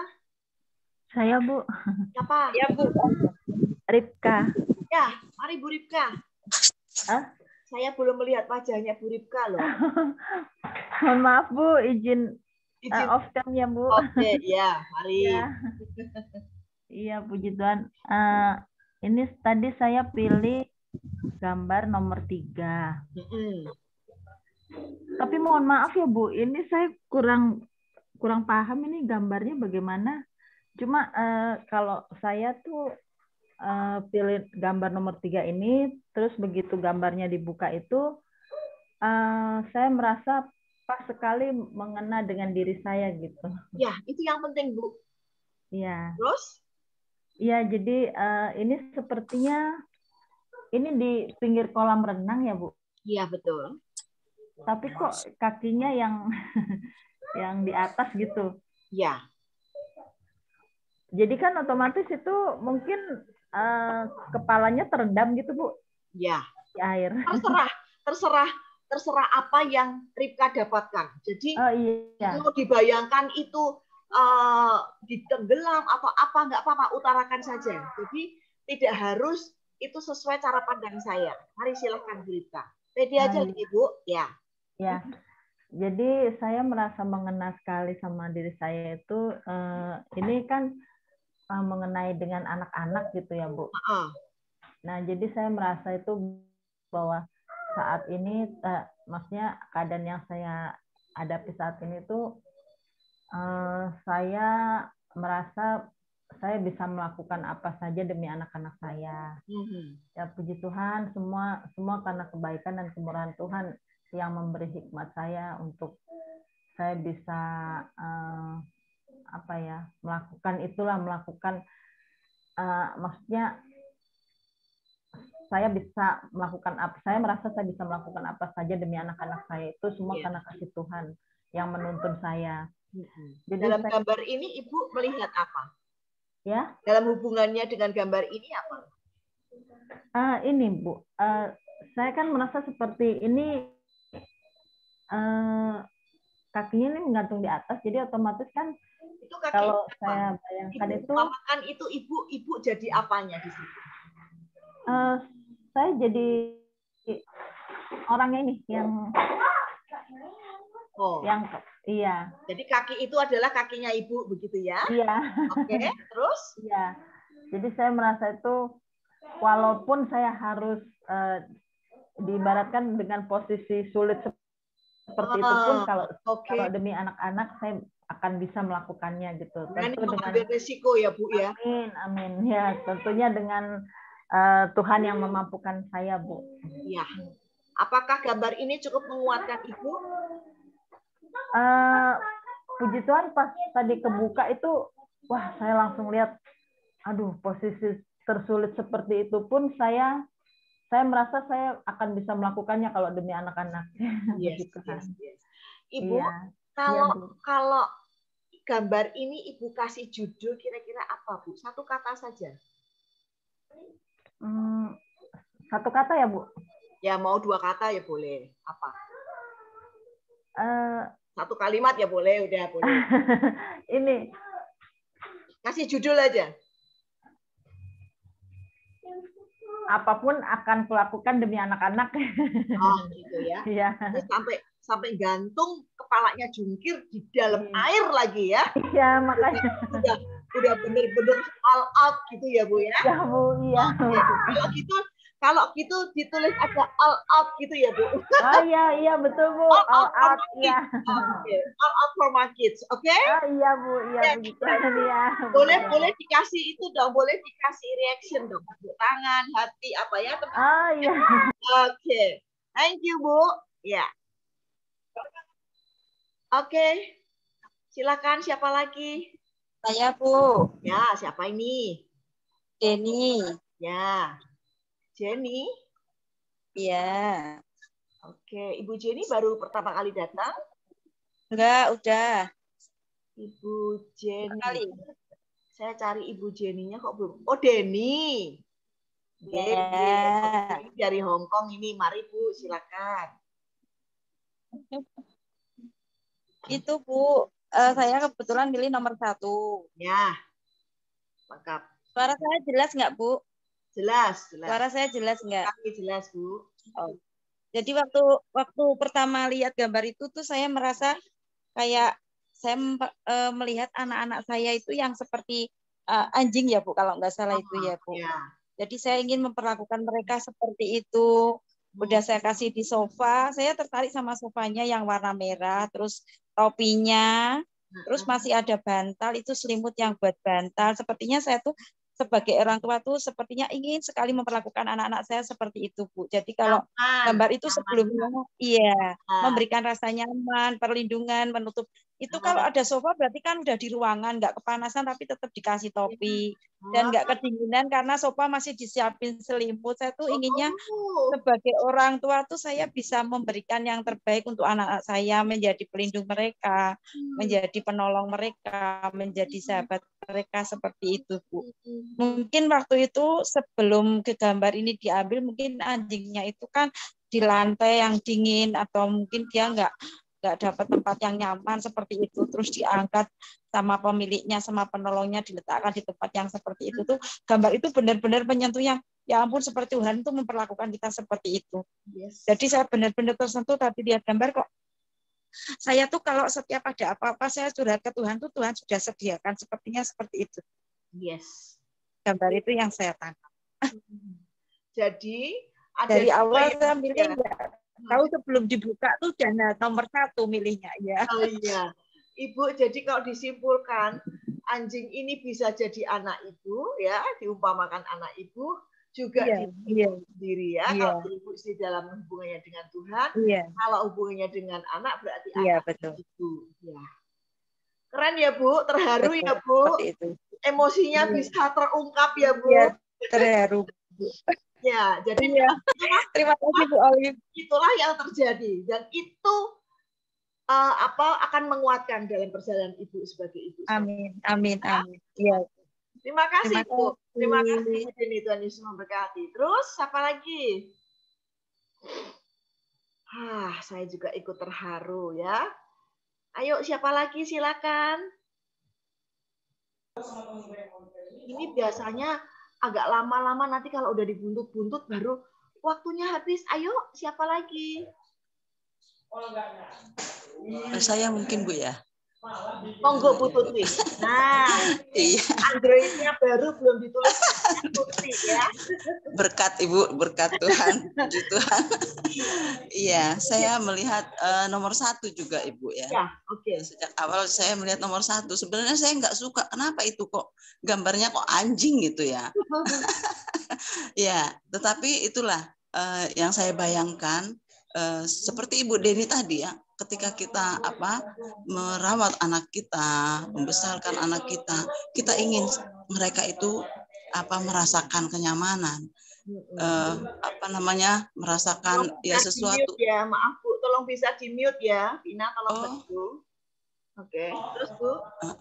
Iya, anak-anak kita kalau sekarang ya cucu-cucu saya karena jadi itulah keinginan kita supaya kita berikan kenyamanan, mereka diberikan perlindungan. Seperti topi yang saya lihat itu kan luar biasa ya. Dia hanya di foto ini hanya seekor anjing di gambar ini, tetapi dia diberikan perlindungan, kepalanya dikasih topi, di bawah tempat dia tiduran itu dikasih selimut.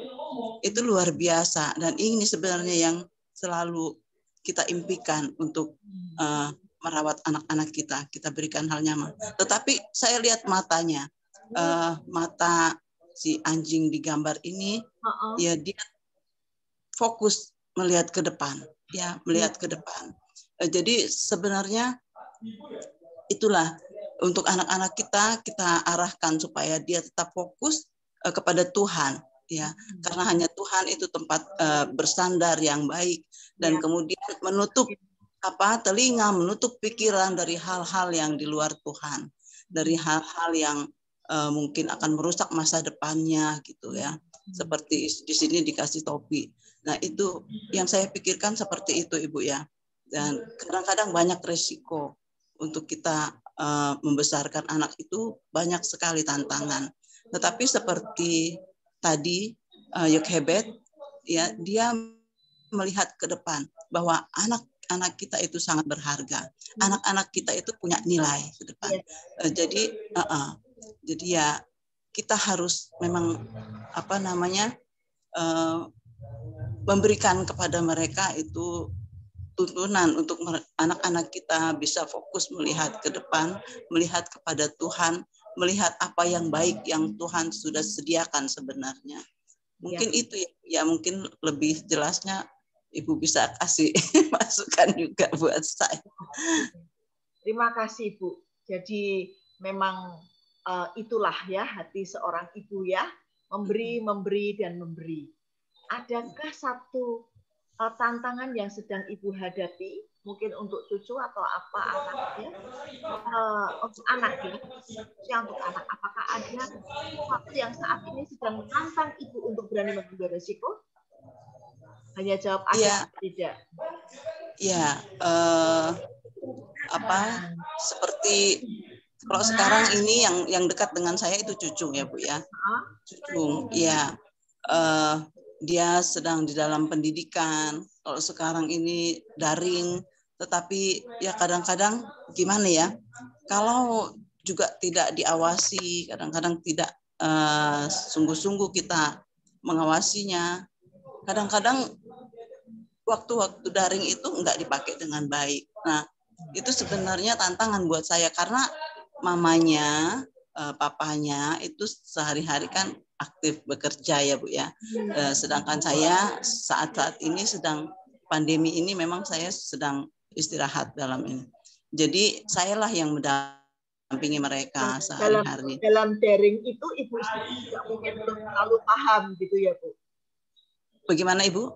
Dalam daring ini bisa jadi Ibu belum terlalu paham. Iya. Dan kemudian juga memang apa ya Bu?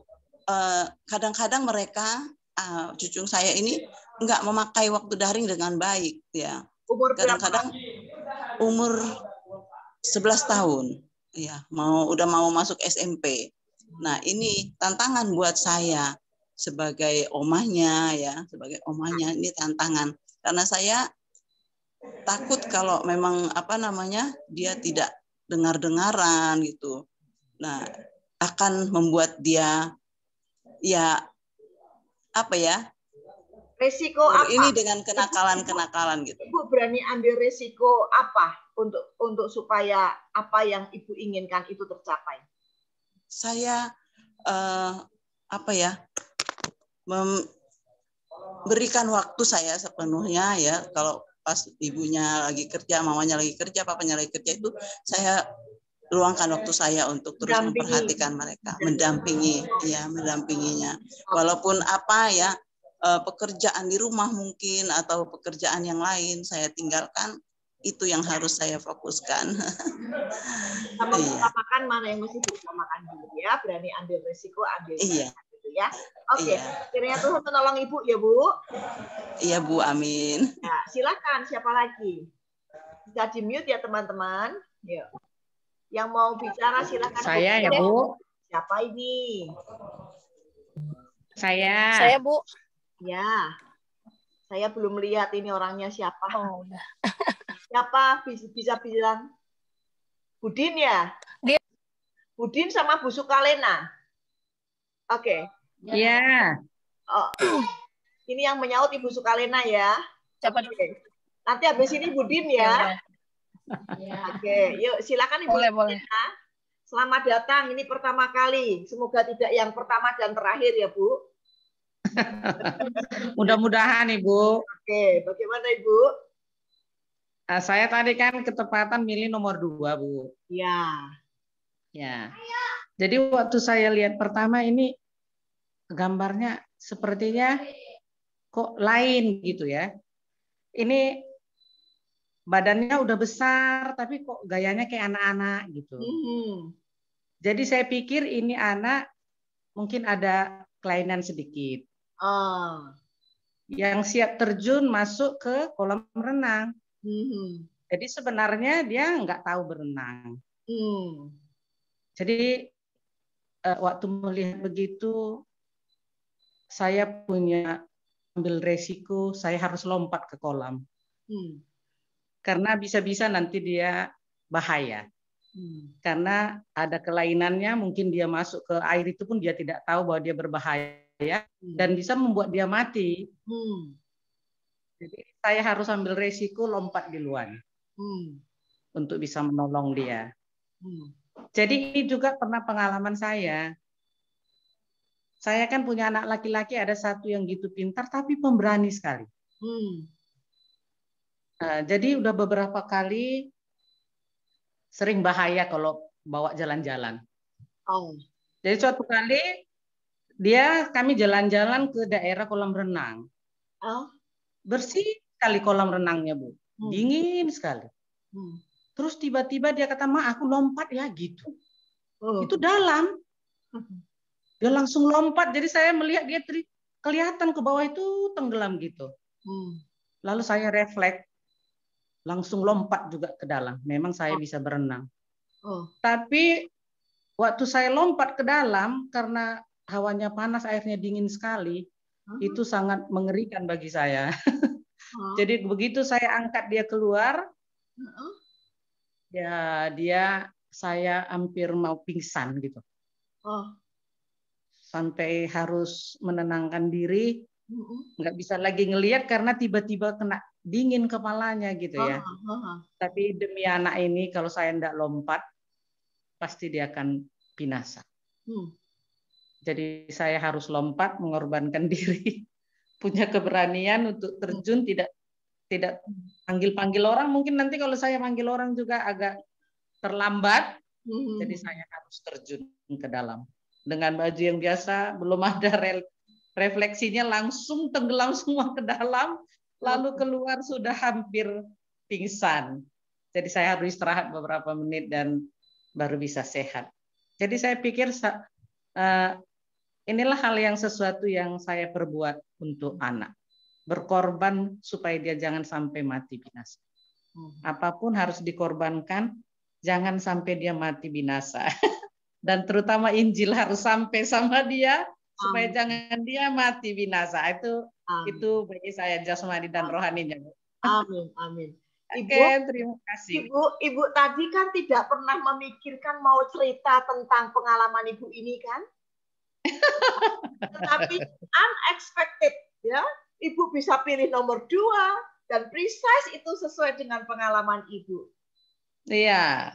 Betul? Ada sesuatu yang Ibu dapat aha momennya, aha, kok bisa persis sama saya gitu loh, Bu. Iya, betul. Gitu ya, Bu ya. Nah, inilah yang bisa kita harapkan dari proses RM ini, Bu. Gitu ya. Semoga tidak menjadi yang terakhir hadir ya, Bu ya. Senang sekali Ibu bisa ada di sini dan bisa bercerita apa pengalaman Ibu. Kiranya Tuhan menolong Ibu untuk siap siaga lagi, berani ambil risiko ke depan untuk hal-hal yang kita belum tahu apa itu terjadi, ya. Oke. Amin. Terima kasih. Silakan Din.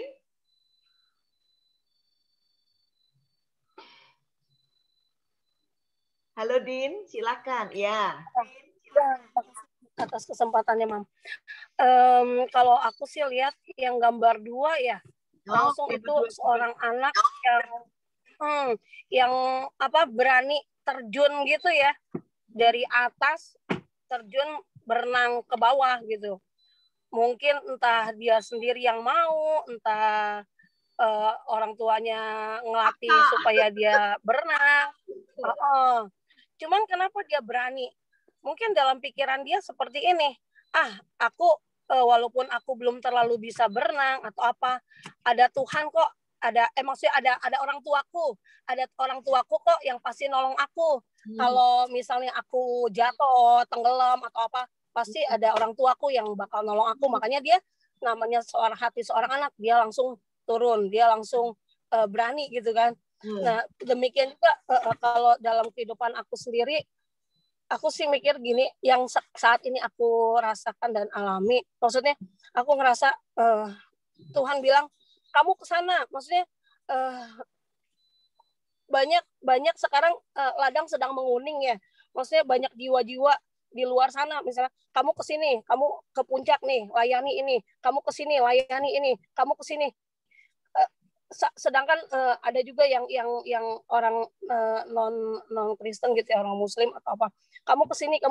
Aku bilang, Tuhan, aku mau sih Tuhan, walaupun aku nggak bisa apa-apa, maksudnya walaupun ya segala sesuatu istilahnya semua Tuhan yang kerja, Tuhan Roh Kudus yang bekerja. Aku hanya mau Tuhan, walaupun nanti di depannya kayak gimana, tapi aku percaya aku punya Bapa yang luar biasa, yang pasti akan menolong aku. Makanya ini sih Tuhan ingetin aku baru-baru ini pas kemarin aku ulang tahun 15 April tuh, aku mikir aduh udah tua juga, 42 tahun.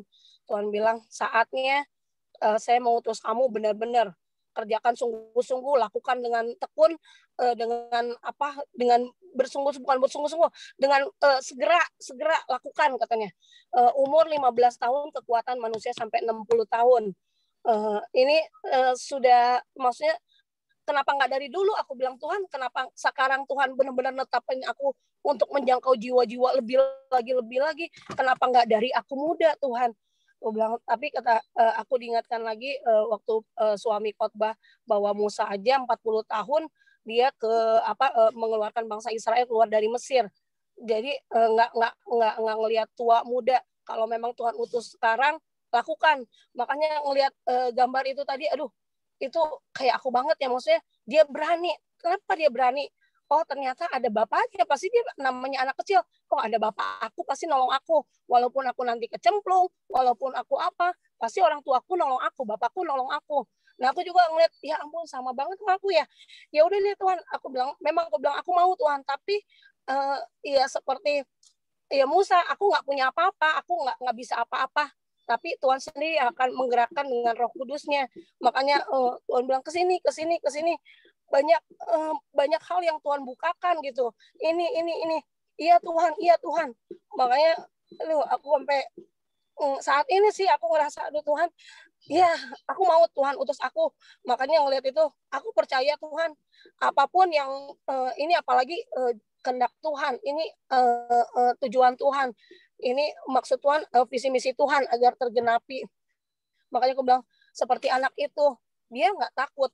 Kemanapun dia mau nyemplung, dia mau apa, dia nggak takut. Karena ada bapaknya pasti nolong dia. Dia percaya di mana-mana, dia kemana, bapaknya pasti nolong dia, orang tuanya pasti nolong dia. Demikian juga aku, aduh ngeliat ini luar biasa banget. Makanya aku bilang, Tuhan luar biasa, Tuhan sudah benar-benar ini loh, seperti ini, kamu tuh seperti ini. Iya Tuhan, aku percaya, maksudnya dimanapun dan bagaimanapun keadaan nanti yang di depan, kalau misalnya apalagi ini visi misinya Tuhan, kehendak Bapak, pasti Tuhan akan tolong, apapun dan bagaimanapun Tuhan pasti tolong. Makanya ngelihat itu ya aku benar-benar diinin lagi.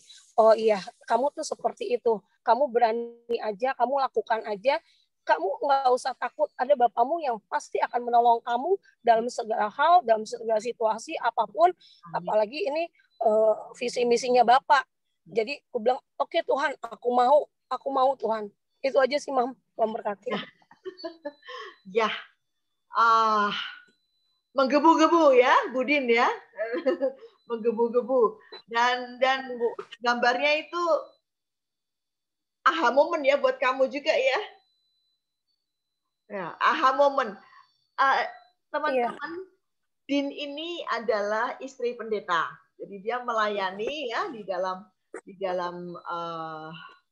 kehidupannya sebagai istri pendeta dan juga mengelola salon ya. Makanya dia juga cukup modis ya, cantik ya.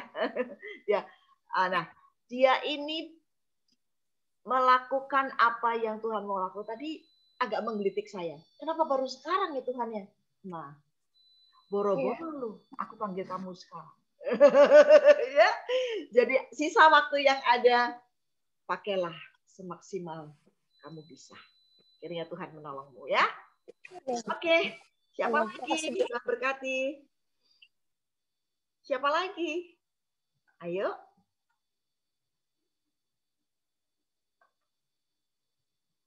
Janet, ini kok tidak ada mic-nya, tidak bunyi, tapi dibuka. Shalom. Ya, siapa ini? Saya baru cari-cari siapa. Aku, Bu Yohana. Oh ya, ya Bu. Ini salam perjalanan, nggak apa-apa ya, tapi aku bagikan sedikit yang aku tahu. Jadi aku dapat gambar nomor 1. Oh ya. Sebentar Bu, aku kasih tahu setir dulu. Pak, di depan aku stop dulu. Bapak putarnya nanti ya. Makasih ya. Jadi gini Bu, aku dapat gambar nomor 1 itu, aku melihat banget. Itu kan seperti binatang peliharaan ya Bu. Oh. Anjing ya. Nah, ada 2 sisi aku dapat. Satu, sebagai peliharaan itu seperti kita mengasihi ya. Kalau sudut pandangku sebagai seorang ibu, aku mengasihi anak-anakku gitu loh. Itu kan anjing kecil yang lucu. Kalau kita lihat, itu yang dia dudukin itu taplak Bu. Kayak lap rumah tangga. Kotak-kotak modelnya. Nah, dengan kesederhanaan dan keberadaan kita apa adanya. Nah, terlihat anjing itu juga tidak lagi sehat ya. Seperti sedang sakit. Soalnya saya lihat sudut matanya anjing itu kayak berair. Dia dalam keadaan penyerahan total, menyerah diri total. Udah gitu dikasih topi, seolah-olah pemiliknya menghibur. Kalau dikasih topi kan lucu. Gitu, kayak dibercandain. Jadi seperti kita hidup tuh sebagai orang tua, aku kepada anak-anakku, sekadang mereka seperti apapun, aku harus selalu berbagi untuk mereka, memberikan mereka rasa nyaman pertama. Terus dalam keberadaan kesederhanaan aku, apa adanya aku membuat mereka harus selalu merasa tersenyum dengan bercanda, dengan lucuin gitu ya. Sehingga mungkin anak-anak yang tadi dalam keadaan sedih jadi ketawa, yang dalam keadaan kesusahan mereka tersenyum gitu loh. Aku lihat dari sisi pertama gambar itu, Bu. Bahwa kita harus selalu berusaha membuat situasi yang paling nggak enak, seperti gambar itu kan anjing yang sedang sakit pun itu bukan anjing biasa, anjing yang mungkin anjing yang perlu dikasihi, perlu sentuhan ya, gitu. Nah, yang kedua kalau sisi aku nih, aku seperti dia, Bu, sebenarnya sekarang terbalik posisinya. Unexpected, precise ya, Bu. Iya, kok gue kayak gini, Tuhan kok aku kayak dia ya, anjing yang lagi sakit didudukin di situ dengan kesederhanaan. Mungkin yang kasih topi itu anak-anak aku tuh, lagi ngodain aku, mama senyum aja, mama gak usah pusing gitu ya. Walaupun kadang akunya heboh, ada sesuatu kayaknya, aduh kok gini, tapi anak-anak suka ngomong, nyantai weh, gitu kan, mama tenang aja gitu. Dan kalau kekurangan apa, pasti ada anak-anak yang mencukupkan gitu ya. Jadi aku melihat dari matanya anjing ini tadi, ini mata yang sedang dalam kondisi dia butuh disayang. Begitupun aku memandang anak-anak aku lemah seperti anjing ini terbaring, aku juga harus mengasihi anak-anak, walau dalam keadaan aku yang apa adanya. Karena itu kan kain lap, bukan kain yang mahal. Menggambarkan kain yang ada, berlapiskan apa yang ada, artinya apa adanya diri kita gitu loh, nggak dibuat-buat. Kita harus memberikan kepada mereka sesungguhnya kasih yang sebenarnya. Sementara kalau posisi aku sebagai anjing ini adalah ya harus menerima apa adanya, terus dikasih topi pun harus bisa senyum. Makanya kan ketika di foto anjing ini kok sakit tapi pada waktu pakai topi lucu ya gitu. Jadi hidup kita harus, yang aku ambil kesimpulan, sukacita. Walau apapun keadaan kita, walaupun anak kita dalam keadaan apapun, saat dia butuh kita yang jadi mama harus sukacita. Sehingga ketika dia cerita apapun ke kita bisa rangkul mereka dalam apa adanya diri kita. Dan mata yang berbinar itu dengan sedih, atau mata yang kadangkala mata yang butuh perhatian itu kita peka melihatnya. Itu sih aku dapat, Bu Olive. Thank you. Itu aku banget ya, Bu, istilahnya tadi ya, Bu. Iya. Kalimatnya. Dua sisi, Bu. Terus itu aku banget. Ibu Yohana ini sedang dalam perjalanan berobat ya, sedang iya betul, Bu. Jantung ya. Ibu kok kayaknya lagi ngos-ngosan, Bu? Iya, soalnya baru jalan, Bu. Tadi kan dari rumah sakit. Iya, memang begitu. Makanya aku sebenarnya boleh dikatakan normal perasaan aku. Cuman dalam 200 meter ke depan jalan aja udah seperti kemarin. Makanya dokter nyuruhkan aku untuk nuklir. Iya. Prosedurnya lagi bertahap gitu loh, Bu. Ya, kita bersyukur aja, Bu. Sehat ya, Bu. Tetap ya, amin. Di dalam tidurnya, taruh dirinya di pangkuan Tuhan, juga seperti anak-anak yang menaruh di pangkuan Ibu apa adanya. Iya, betul. Ya, silakan. Siapa lagi? Terima kasih, Bu. Shalom, Bu Olive. Hai, Bu Eli. Mari silakan. Oke. Maaf tadi agak terlambat dengernya, tapi saya tadi udah nyimak lah dikit-dikit nyimak sedikit-sedikit. Maaf tadi karena ada yang harus diduluanin. Tapi karena saya kangen sama RM, kayaknya kalau nggak datang, kalau nggak ngomong, kayaknya masih kayak ada perasaan punya utang. Kayak gitu, ada sesuatu yang mau gerunda. Gitu. Sama Li. Iya, dari tadi aduh gimana ya? Yang satu harus jam 9 anak saya wisuda, yang satu tapi jadi akhirnya pakai mikrofon satu lagi ke laptop gitu. Puji Tuhan udah selesai. Di wisuda ya. Selamat Iya, ya, Bu. Iya, yang Audrey lagi di wisuda. Di Jogja tapi online. Iya, Bu. Saya masih di Bandung. Saya masih di Bandung sama yang bungsu. Ya, puji Tuhan tinggal setahap lagi dukung doa ya, Bu. Happen ya, Bu. Ini yang namanya Bu Eli yang minta doa anaknya masuk. Iya. Akpol, Bu. Ya, oke. Silakan, Bu. Begitu saya ngelihat 3 foto ini, saya tuh langsung ngelihatnya yang nomor 1, Bu. Saya teringat berapa tahun yang lalu saya punya anjing, tapi bukan berbulu ya, anjing saya Chihuahua. Anjing Chihuahua saya waktu itu kami kecarian sama dia. Kita kecarian, ya, kita pulang dari pergi, kita kecarian sama dia. Kok dia nggak ada di rumah gitu. Dan tiba-tiba dia pulang dengan nyeret-nyeret badannya, ternyata dia ditabrak sama entah motor atau mobil, kita nggak tahu. Dia pulang keseret-seret gitu. Saya ngeliat, nah dia posisinya seperti dulu seperti ini gitu. Saya melihat anjing saya itu gitu loh. Saya belajar dari anjing, dari sosok anjing yang dalam kesakitan pun dia masih ingat tuannya. Dia nggak pernah berubah. Dia nggak pernah dia tahu dalam keadaan dalam keadaan susah, senang. Kalau keadaan dia dalam senang, dia menghibur kita. Dalam keadaan susah pun dia datang sama kita gitu. Dengan terseret-seret dia datang ke kita sampai sedih gitu ya. Siapa yang nabrak kita nggak tahu gitu loh. Yang kita bawa, maksudnya kita belajar dulu dari sosok anjing. Dia dia binatangnya setia. Seringkali kita nggak setia. Seringkali kalau kita lagi happy, kita suka cita sama orang-orang. Tapi saat kita lagi kesedihan atau kita langsung teriak sama Tuhan kok gini amat gitu ya. Tapi belajar dari anjing ini, anjing saya ingat banget anjing saya dan mati di tangan kami gitu terakhir. Karena memang nggak bisa ditolong karena patah kakinya. Udah kita ke dokter nggak bisa gitu. Dia walaupun dalam keadaan sakit patah kakinya waktu itu sempat kan seminggu di rumah. Dia masih kalau kita ke kamar mandi dia masih nungguin saya. Dia masih nungguin saya ke dapur gitu loh. Nah, anjing aja bisa kayak gitu loh ya. Kita yang punya otak kadang-kadang kita sering ngeluh bang sama Tuhan.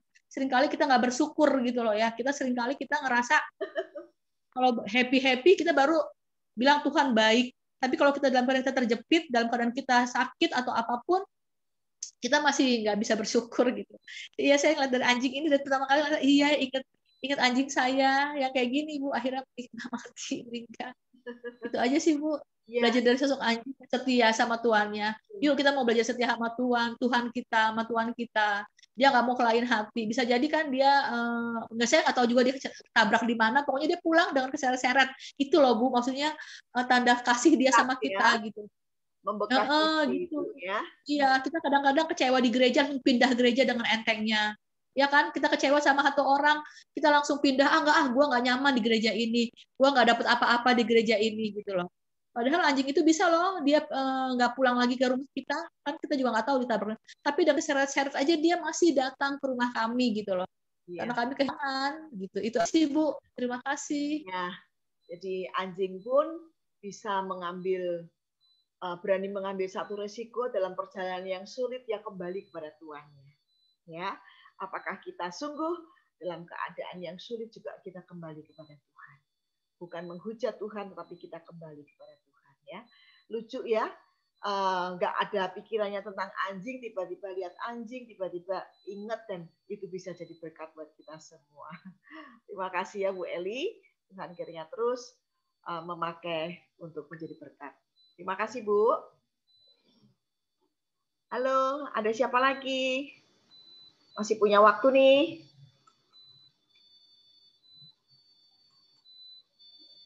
Halo Umi, apakah mau sharing? Umi ini suka diam aja Bu, aku menyimak loh Bu ya. Kalau wajahnya belum tampil oke, nggak berani tampil. Umi aja buka. Nah, Umi buka nih. Saya nyimak Bu. Saya nyimak aja Bu. Nyimak aja dulu, nggak sharing. Oke. Siapa lagi mau sharing? Ya, tadi bicara soal Bu Eli tadi menyinggung sedikit tentang saya nggak suka sama satu orang pindah gereja, nggak suka sama ini bisa, nggak suka sama siapa, nggak suka sama siapa. Ya. Sebetulnya bergereja itu bukan suka atau tidak suka, tetapi adalah satu komitmen, ya, satu komitmen di mana kita ditanam di situ, kita ditumbuhkan. Kalau misalkan ada sesuatu yang mengganggu, ya, itu manusiawi sekali. Jadi kadang-kadang ada orang yang tahu kehidupannya seseorang dan dia melihat di hari Minggu itu yang berbeda, itu bisa sangat mengganggu. Tetapi kalau boleh saya berbagi bahwa kita harus bisa pisahkan antara aku dan dia. Oh, gitu ceritanya ya. Kita pisahkan. Itu hidupnya dia. Kenapa? Ya, jangan ganggu, jangan mengganggumu. Kalaupun dia tidak baik menurutmu, itu hidupnya dia. Jangan mengganggu hidupmu untuk tetap dekat, bergereja, dan di hadapan Tuhan, kamu adalah kamu. Tidak usah membawa dia.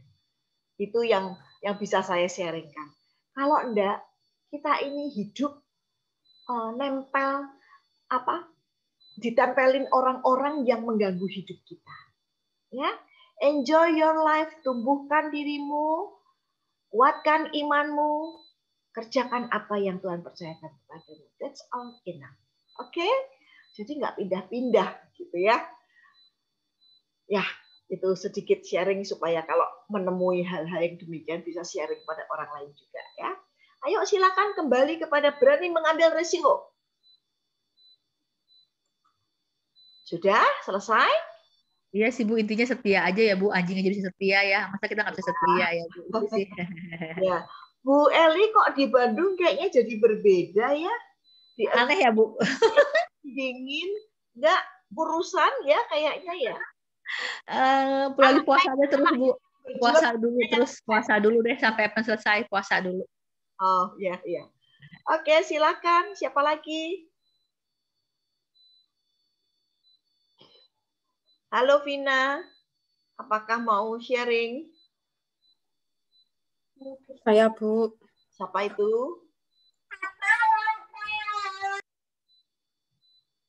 Saya belum lihat siapa ya. Siapa yang mau bicara silakan. Saya Bu, tadi siapa ya?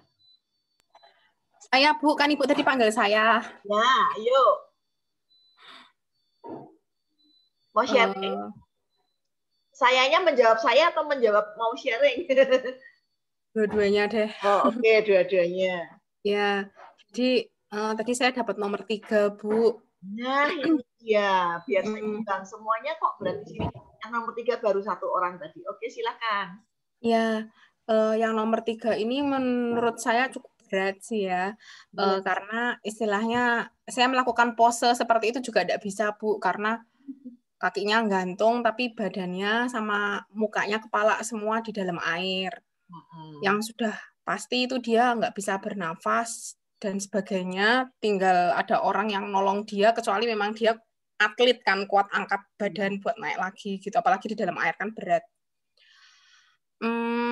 Kalau diaplikasikan ke yang tadi di-sharingkan oleh Bu Olive sih memang betul itu imannya sangat besar sekali ya Bu. Bahkan saya pun belum pernah melakukan, ya mungkin kita lah mayoritas belum nggak sampai melakukan hal seperti itu gitu loh. Betapa besarnya Sungai Nil sampai akhirnya saya sendiri juga udah punya anak sendiri sampai ditaruh di sungai dengan pede banget bilang nanti putri yang ngambil gitu kan, kayaknya kok ratu atau putri sih Bu. Itu yang ngambil kan kayaknya kok 1001 gitu loh Bu, kesempatannya itu 1 dibanding 1000 kan. Itu penafsiran saya ya, itu penafsiran saya. Jadi sesungguhnya dia tahu atau enggak saya nggak tahu, tapi penafsiran saya dia taruh di posisi ya, Sungai Nil ternyata kan gede banget tuh. Ya. Jadi dia pasti tahu di mana putrinya itu datang, dia taruh di situ. Dia pilih orang yang oke gitu ya. Kalaupun anak saya ini diambil di kerajaan gitu ya. Jadi betul-betul dia tuh memikirkan yang terbaik. Gitu. Itu penafsiran saya. Karena nggak mungkin lihat Sungai Nil segitu, waduh itu keranjangnya mengikuti arus kan nggak mungkin. Jadi justru dia sembunyikan di antara ilalang air itu ya. Nah, seperti itu. Terus gimana? Ya, saya sendiri kalau untuk melakukan hal seperti itu sudah tidak mungkin, Bu, ya. Terus tadi kan Bu Olive juga sempat kasih tahu kalau lihat gambar ini tuh diaplikasikan kehidupan kita itu gimana gitu. Terutama hubungan dengan anak ya, Bu, pengalaman apa yang ada gitu kan. Saya dari tadi cari-cari itu entah kenapa kok nggak ketemu, Bu. Nggak ketemu pengalaman apa yang beriman banget sampai mungkin ini kan kayak pasrah sekali hidup dan mati di dalam air gitu kan, Bu. Beneran bergantung banget sama Tuhan. Ini sih nampar saya juga karena dari kemarin tuh kalau tiap dengerin khotbah intinya tuh kayak berpegang sama Tuhan, berserah, intinya kan keiman juga gitu. Paling hal sederhana yang tadi saya ingat misalnya kayak karena masa pandemi ini kan anak saya sekolah tuh nggak maksimal, apalagi ternyata sekolahannya juga nggak 100% ngajarin anak saya, jadi saya yang juga jadi gurunya anak saya kan, Bu, gitu. Nah, berimannya itu saya cari guru les buat dia, terus saya juga nggak cuma les pelajaran, saya kasih les-les yang lain, padahal dari dulu itu saya bilang kalau anak seumur anak saya itu nggak patut les, karena kasihan umurnya masih umur segitu. Tapi saya yakin kayak mikir juga uangnya dari mana ya, bisa nggak ya ngelesin, karena ngelesin kan juga nggak murah, bahkan lebih mahal daripada biaya sekolahnya dia gitu. Tapi sama suami sudah komit, pasti bisalah yang terbaik buat anak, masa Tuhan nggak kasih gitu. Walaupun tiap bulan itu tuh mengalami kesulitan kayak wah ini udah waktunya bayar les, uangnya dari mana gitu. Tapi karena ya terus berdoalah karena kita memang sudah menyerahkan anak ini sama Tuhan, udah komit, Tuhan udah percayakan kita anak ini pasti berkat dan yang terbaik buat anak ini Tuhan sediakan gitu loh. Yaitu hal kecil, bayar les, bayar uang sekolah dan lain-lain tuh Tuhan sediakan terus lah. Jadi amin. Untuk perkembangan pendidikan anak dan skillnya dia itu tuh Tuhan juga provide kita setiap bulannya itu pasti ada terus gitu. Puji Tuhan ya. Ya, paling ke situ Bu, hal sepele saja, kalau yang berat gitu belum ada. Nanti kalau dikasih Tuhan yang berat, siap ambil risiko ya. Amin, harus terus beriman Bu. Itu memberikan yang pas buat kita. Jadi kalau sampai orang mengalami sesuatu yang berat, Tuhan tahu bahwa dia akan cakap menanggungnya. Ya, jadi apa yang ada kamu sekarang kamu cakap tanggung. Nanti saatnya Tuhan memberikan sesuatu, percayalah kamu cakap menanggungnya. Amin. Amin Bu. Ya. Oke. Saya duluan permisi Ibu-ibu. Saya mau sudah selesai Bu, foto dulu. Oh ya. Ya, foto dulu ya. Kita tahu, saya pikir masih lama. Ya, sudah selesai Bu. Kita harus stop di kurang 15 nih tadi ya. Saya akan minta Ibu Sukalena untuk berdoa, mendoakan Ibu Yohana tadi juga yang dalam perawatan jantungnya, juga Saudari Semi, juga satu lagi Ibu Grace. Ibu Grace ini masuk rumah sakit lagi. Jadi saya pikir memang Ibu Grace itu dikeluarkan dulu kemarin karena BPJS kan nggak bisa lebih dari seminggu ya. Jadi kasihan juga itu. Jadi memang jantungnya bengkak, tapi sebentar di ICU, kemudian masuk perawatan, terus disuruh pulang. Habis itu dimasukin lagi. Jadi itu caranya BPJS menangani. Jadi harus keluar baru masuk lagi. Ya. Harus 3 hari keluar masuk lagi ya Bu? Ya, seminggu dulu. Oke Bu, tolong 3 ya, doakan ya. Doakan. Siapa tadi Bu namanya? Ibu Yohana, Ibu Yohana, sama Semi. Ini jantung-jantung semua Bu. Oh, sakit ya? Jantung hatinya Tuhan ya. Oke, silakan dan kemudian tutup doa sekalian dengan doa untuk RM juga ya Bu. Kiranya memberkati.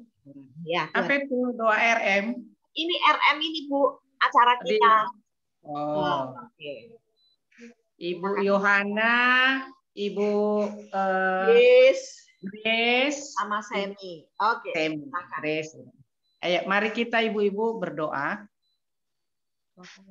Bapa di surga, kami menyembah Engkau yang sudah menciptakan kami sebagai perempuan, bahkan yang sudah Tuhan karuniakan punya tanggung jawab sebagai ibu-ibu.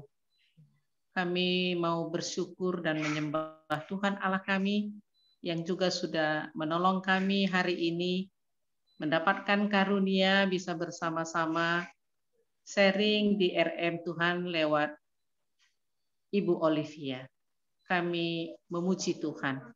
Sehingga hari ini kami boleh sama-sama diberkati lewat iman Yokebed Tuhan yang berani melangkah dengan imannya demi keselamatan dan kehidupan anaknya Musa.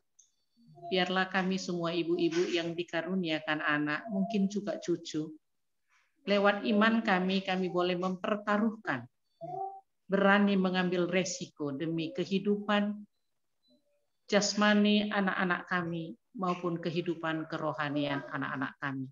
Supaya baik kerohanian dan jasmani kami boleh ada di dalam kehidupan yang baik dan yang kekal di dalam Kristus Yesus. Kami bersyukur hari ini ya Tuhan untuk semua sharing yang boleh kami dengarkan bersama-sama. Biarlah ini boleh teraplikasi di dalam hidup kami sebagai ibu-ibu yang beriman kepada Kristus. Kami juga menyerahkan Ibu Olivia terus supaya Tuhan berkati, boleh menjadi berkat bagi semua ibu-ibu di RM ini. Dan secara khusus kami bersama-sama Tuhan untuk cinta kasih kami bersama, kami mau menyerahkan ketiga ibu-ibu yang sedang sakit hari ini. Itulah Ibu Yohana yang ada di rumah sakit, juga Ibu Chris dan Ibu Semi yang punya masalah di dalam jantung Tuhan. Kami memohon kepada Tuhan Allah kami yang juga menciptakan jantung ketiga ibu-ibu ini. Sekarang ada dalam perawatan. Biarlah mereka bertiga mendapatkan karunia dari Tuhan lewat rumah sakit, lewat dokter yang sedang menangani mereka, sehingga mereka mendapatkan kebaikan dan anugerah daripada Tuhan, sehingga jantung mereka hari lepas hari boleh pulih oleh karena anugerah Tuhan. Kami membawa ketiga ibu-ibu ini Tuhan ke hadapan-Mu, supaya situasi saat ini kami sangat memohon kepada Tuhan, situasi di dalam COVID-19 juga Tuhan yang begitu banyak mempengaruhi kesehatan kami. Kami berdoa supaya Tuhan melindungi ketiga ibu-ibu ini yang ada di dalam rumah sakit, bahkan yang sudah berulang kembali lagi masuk ke rumah sakit, supaya Tuhan menjagai mereka, melindungi mereka dari penularan infeksi COVID-19. Tuhan, kami menyerahkan mereka ke dalam tangan-Mu. Biarlah hati mereka terus berharap kepada Tuhan. Biarlah apa yang pernah mereka dengar, kebenaran firman Tuhan dan ajaran firman Tuhan, supaya waktu mereka menghadapi penyakit mereka, kesusahan mereka, mungkin kesesakan mereka, karena jantung mereka ya Tuhan, ingatkanlah penghiburan yang daripada Tuhan, supaya ada ucapan syukur, ada nyanyian, supaya hati yang gembira menjadi milik mereka, karena itulah obat yang paling baik bagi mereka. Kami angkat ketiga ibu-ibu ini ke hadapan-Mu Tuhan. Demikian juga untuk pertemuan persekutuan ibu-ibu di RM ini kami angkat ke hadapan Tuhan. Tuhan yang memberkatinya sehingga pertemuan ini boleh menjadi berkat yang menolong setiap ibu-ibu bisa bersikap, beriman, dan mengambil resiko untuk kebaikan anak-anak kami dan mungkin cucu-cucu kami. Terima kasih Tuhan Yesus yang baik, dalam nama-Mu kami mengucap syukur dan berdoa. Amin. Amin. Nah, kita hari ini fotonya begini ya. Kan kita kan terkejut tuh, sesuatu yang wow ya, ini ya. Gitu ya? Oke? Wow, gitu ya. Yuk. Siap ya? Vina. Ya. Vina siap ya? Bu. Ya. 1, 2, 3, wow gitu ya. Hitung ya. Begitu ya. Tangannya di atas gini ya. Wow, jangan gini. Jangan gini ya. Wow, oke. Wow.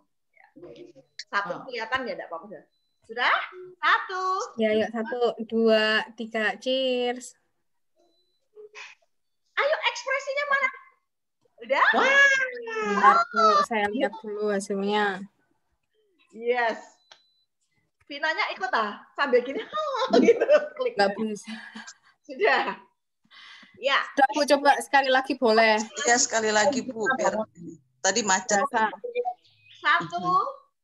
Bentar, Bu, sebentar. Jangan dulu, bentar, Bu. Vina ya, 1, 2, 3 ya.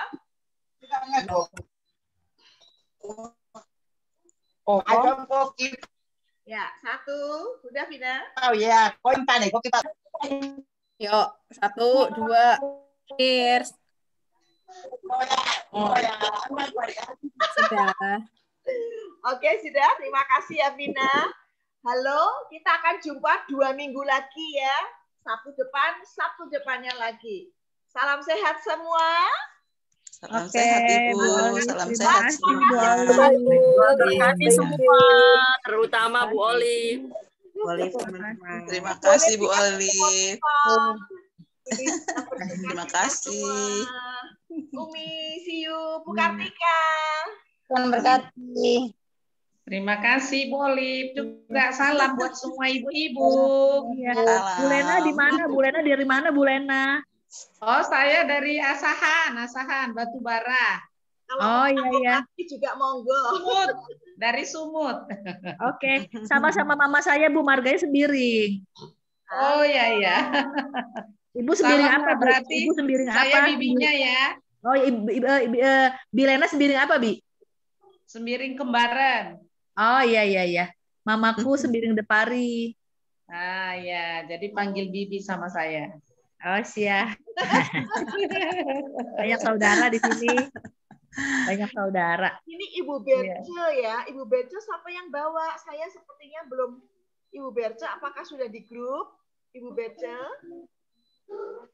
Terus ada Deborah Jaya ini siapa ya, Bu? Itu saya, Bu. Tante Deborah ini mamahnya temen. Oh, halo Ibu, salam kenal. Saya orang Semarang juga. Ayo Bu, lihatkan wajahmu supaya bisa mengenalmu. Ibu Deborah di situ enggak mungkin apa sambil nyambi, kadang sambil nyopir gitu. Oh iya, oke. Terima kasih.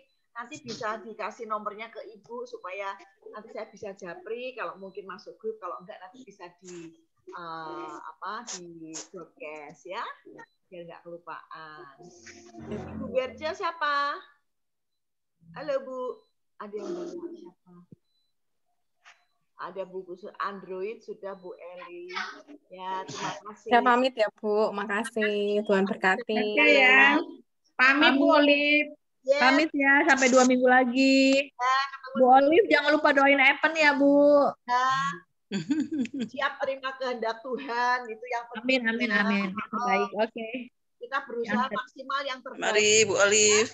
Bye. Pamit Bu Olive. Ya, apa ini Bu Tuti segera. Iya. Terima kasih. Sampai jumpa 2 minggu lagi ya Bu. Terima kasih. Iya, siap Ibu. Janet, ini Janet. Ibu Yuli. Yuk, saya sudahi ya. Saya sudahi ya. Ya, terima kasih Bu Olive. Maaf ya, cuman menyimak aja. Ya. Ini Bu Yulinya jalan-jalan terus nih gambarnya. Yuk, saya sudahi ya.